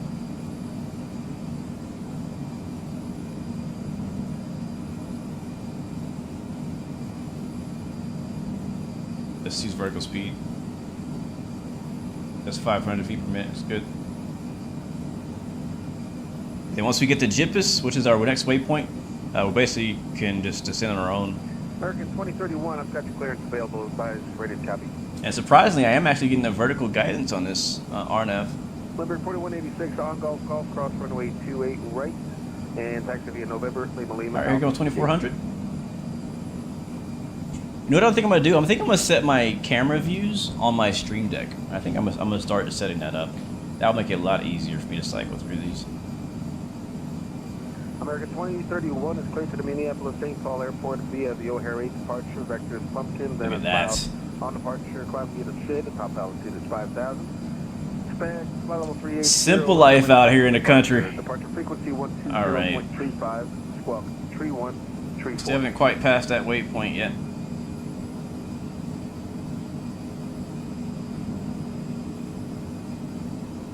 Yes, Fisher, it does give you real-world routes, and the program is called A Pilot's Life. SimBit World, A Pilot's Life, and it gives you real-world routes for all the airlines that they have in the system. And if you don't want to do like a career, the app also has the ability to just generate flight schedules for you if you want to do that, just for your own flying for fun. All right, guys, I got eyes, I got visual on the airport right here. Again, a pretty short runway. And we are going to attempt to fly this baby on our own. Autopilot off. Yaw damper off. It was off this whole time. That's funny. And we'll attempt to do... United 2135 to center. There's 4 flap notches. We'll do 2 two notches. Let's see how that goes for us. I just want to let you know at 20,000 we hit some pretty severe turbulence that's deactivated our autopilot. Just want to keep you updated on that. That bad turbulence? 2135, all right, appreciate the report. Alright, gears down, 3 green. Yaw dampers off, autopilot's off. My controls, we're landing, guys. Final leg of the day.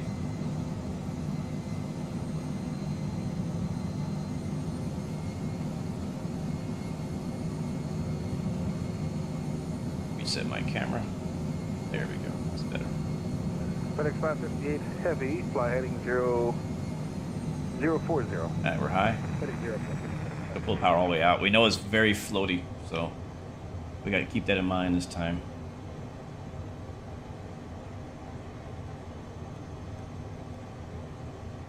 Southwest 498, Chicago Center, welcome. Such a cool, like, the ground is like everything is so flat around us. You got some trees, farms. Like, I feel like I'm flying over a farming simulator right now. Alright, we're a little high on the glide based on the packet lights. 2031, verify squawk 3134 and push your discretion. Advise ready to taxi with uniform. Not too turbulent, but it might get more turbulent over these trees. When we get lower, it might get some of that downdraft. Or updraft, I should say. 500 feet. This feels, I'm not gonna lie, this feels a lot better at flaps 2, or is it 3? At flaps 2 already.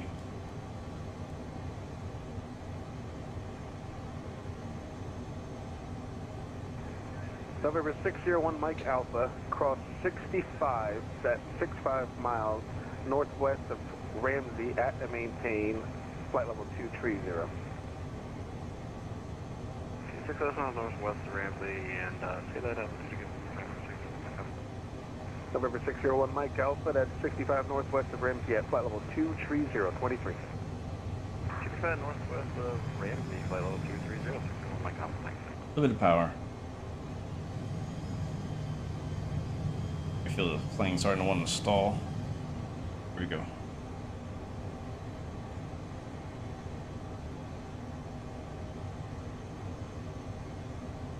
Wheels down. Nice and steady to parking, please. Copy that. Transporter from dispatch. Clear the runway and taxi to parking. Not bad. Not bad, not bad. 558 Heavy, proceed direct Duffy. Direct Duffy, 558. That's what I'm gonna do from now on. That flap setting felt so much better. It still kind of floated when we got lower, like right above the runway. And I also felt a really bad balloon when I started putting in rudder input. So, but it felt much, I don't know, it felt more stable at flaps 2. But guys, welcome to Crawfordsville.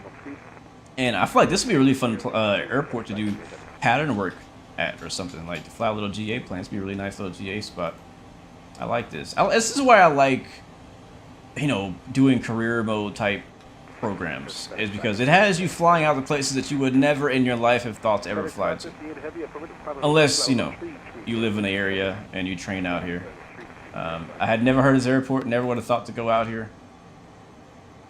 But we're here. So welcome, welcome, welcome. Hope you guys enjoyed it. A lot of you guys have been asking what my thoughts on the Phenom 100, and I think it's actually pretty cool. Coxper does a really good job on his planes.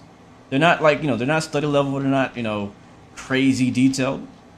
But the modeling has always been great. Sounds are okay. I'm not gonna say they're great. The sounds are good enough, I guess. I could definitely use a sound pack, I think. But you know, it's not distracting. Not like bad, like distractingly bad. United 2135, verify you've got information uniform. You can expect the runway 28. And actually, I like it. I think it feels fun to fly. Like it feels good in the air. It's just that landing is a bit weird, but that might be a characteristic of the plane in real life. I don't know. I don't fly these. All right, so we're gonna park here. Set the parking brake and shut it down. Okay, the VIPs are leaving the aircraft and are heading straight to the limo. Alright, once they get off, we'll watch the replay real quick and we'll get out of here, guys. Thank you so much for joining us. This has been fun. United 2135, Roger. Do you have uniform? we have information you don't want to Any business jet have you coming back to it? The Learjet. The Learjet for sure. But it's also getting better. It was been kind of buggy, and like when I want to fly Transporter from it. dispatch. Disembarkation completed. Thank you and good day. Thank you. We'll catch you next time. Like I want to fly the Learjet more, but I've run into some bugs. You are clear to start your engine. And these girls. It's been some bugs that they have to iron out, and they fixed them. I think they fixed them already. I just haven't flown it since. But I've been wanting to fly the Learjet again. The Vision Jet is so much fun to fly too. I love that Vision Jet. Such a good plane.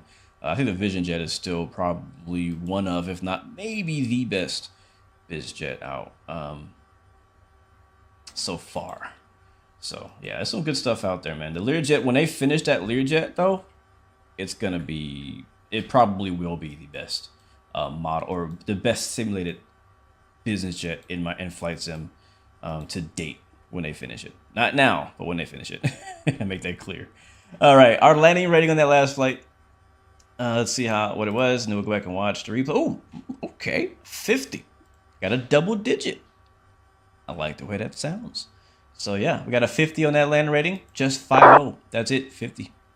50. That's it. I love that. I love that. Absolutely love that. Let's go back into watch our replay now using flight control replay. The VIPs are now offloaded. We'll go ahead and close up NeoFly. Again, NeoFly is a completely free program, by the way. So if you're interested in using that program, if you like the kind of missions we did today, you probably like NeoFly as well. Again, I've been using it for a couple of years already. And it's gone through many different versions. All right, so load up the replay now. And I've already closed out Vatsim as well, so we're good there. All right, let's fast forward. Okay, that's good enough right there. And let's watch first from... I don't have my belly cam. I don't have my belly cam. I want the belly cam. Let's watch from the wing view first. I'm going to turn FS Realistic on as well.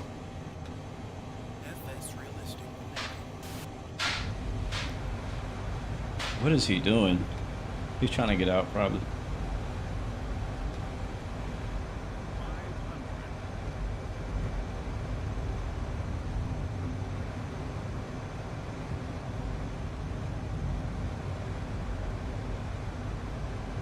Bro, why is this so shaky? I need to turn that.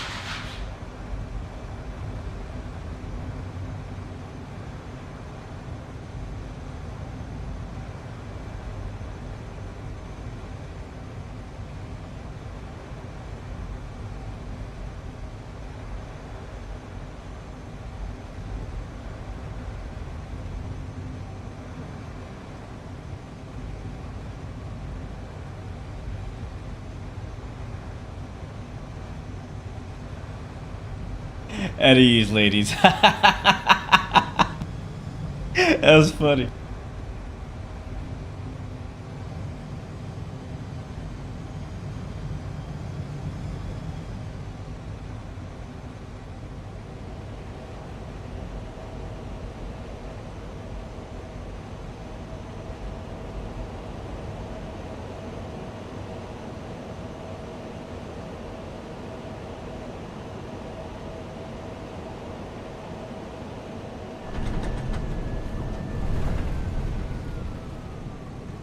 Yeah, we still floated quite a bit.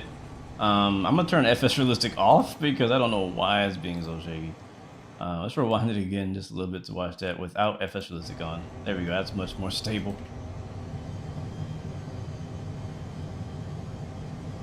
Simplify.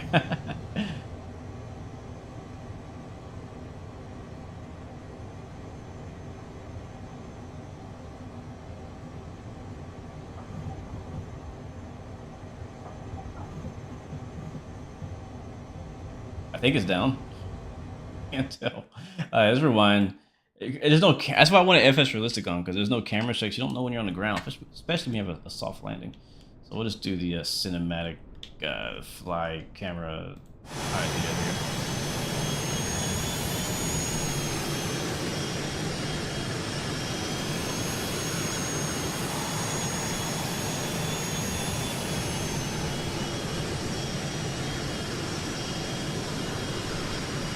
there's a float. Oh yeah, that was nice. As far as how hard we hit down. Yeah, this thing is just like, I don't know if it's like just so aerodynamic or what, but like it just didn't want, like if I didn't push the nose down when we had floated that little bit, it would have just stayed there. Like the plane would have just floated right at 20, 50 feet, whatever it is, for the whole runway if I let it. I had to basically like force the plane down.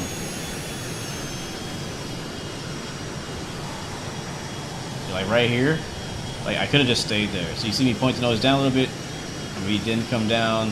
And then now the nose gear is staying up, and I had to force that down too because the plane just wanted to stay up there.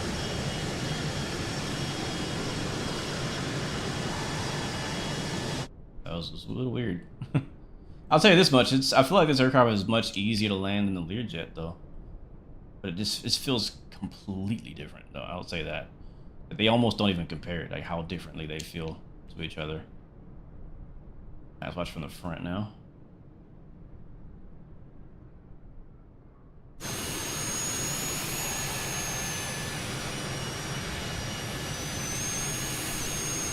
Nope, this is our last trip for the day, man.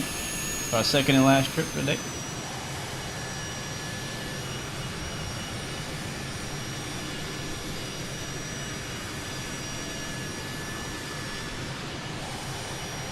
Yeah, definitely way off the center line. Once we got low and started floating, we just started like if I rewind back,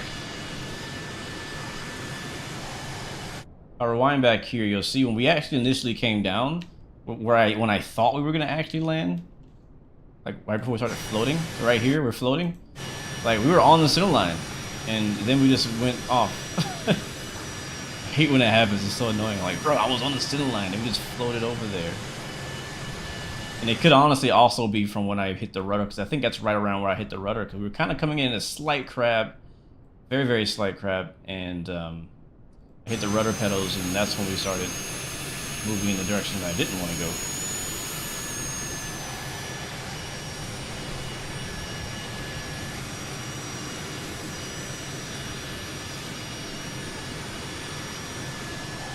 Alright, let's watch now from a flyby cam. Let me go ahead and reset this. Oh, I hate how off we were here. Should be good right there. Camera, turn off lock mode, turn on follow mode, and then we just rotate the drone. And we'll do it from over here. Be fine. Yeah, I can dig that. And what I'm noticing is on my Xbox controller, I'm starting to get stick drift, which is quite annoying. But so it affects my drone camera. Like it won't stay in one spot. It'll just start going on its own. So now I just turn it off.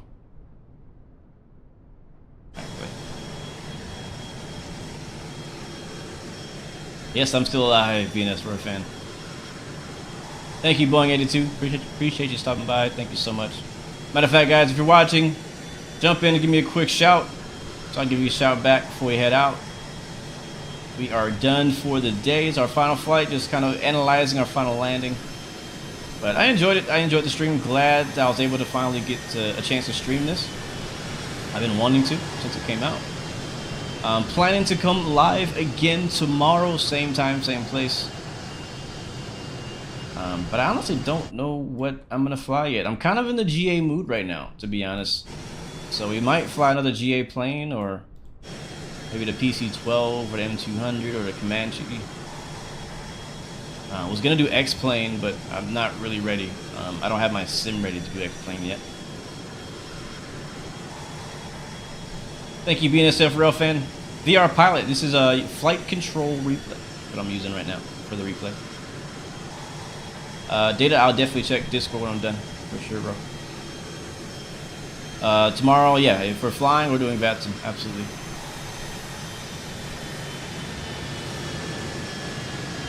Thank you, Eric Mensch. This is a Phenom 100 by Cockspur. Well, guys, thank you so much for hanging out with me today. This has been a lot of fun. Real quick special shout out to our very brave and special VIPs that we traveled with today. Let me go ahead and get their names for you real quick while I rewind this back.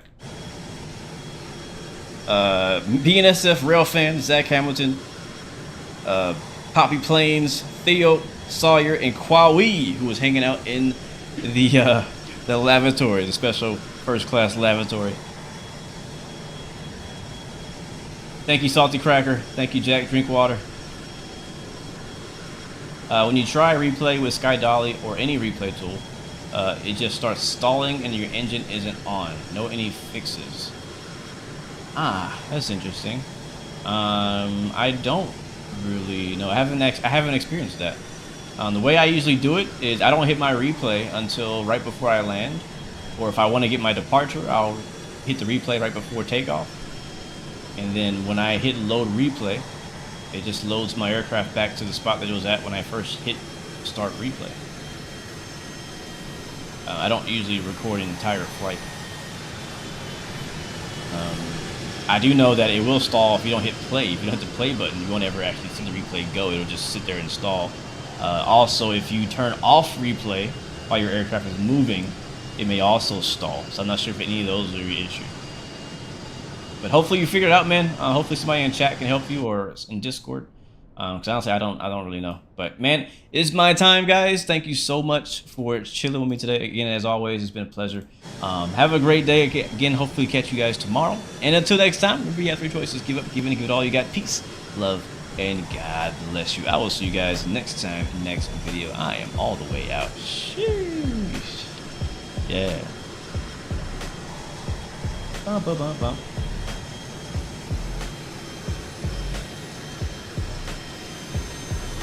There it is.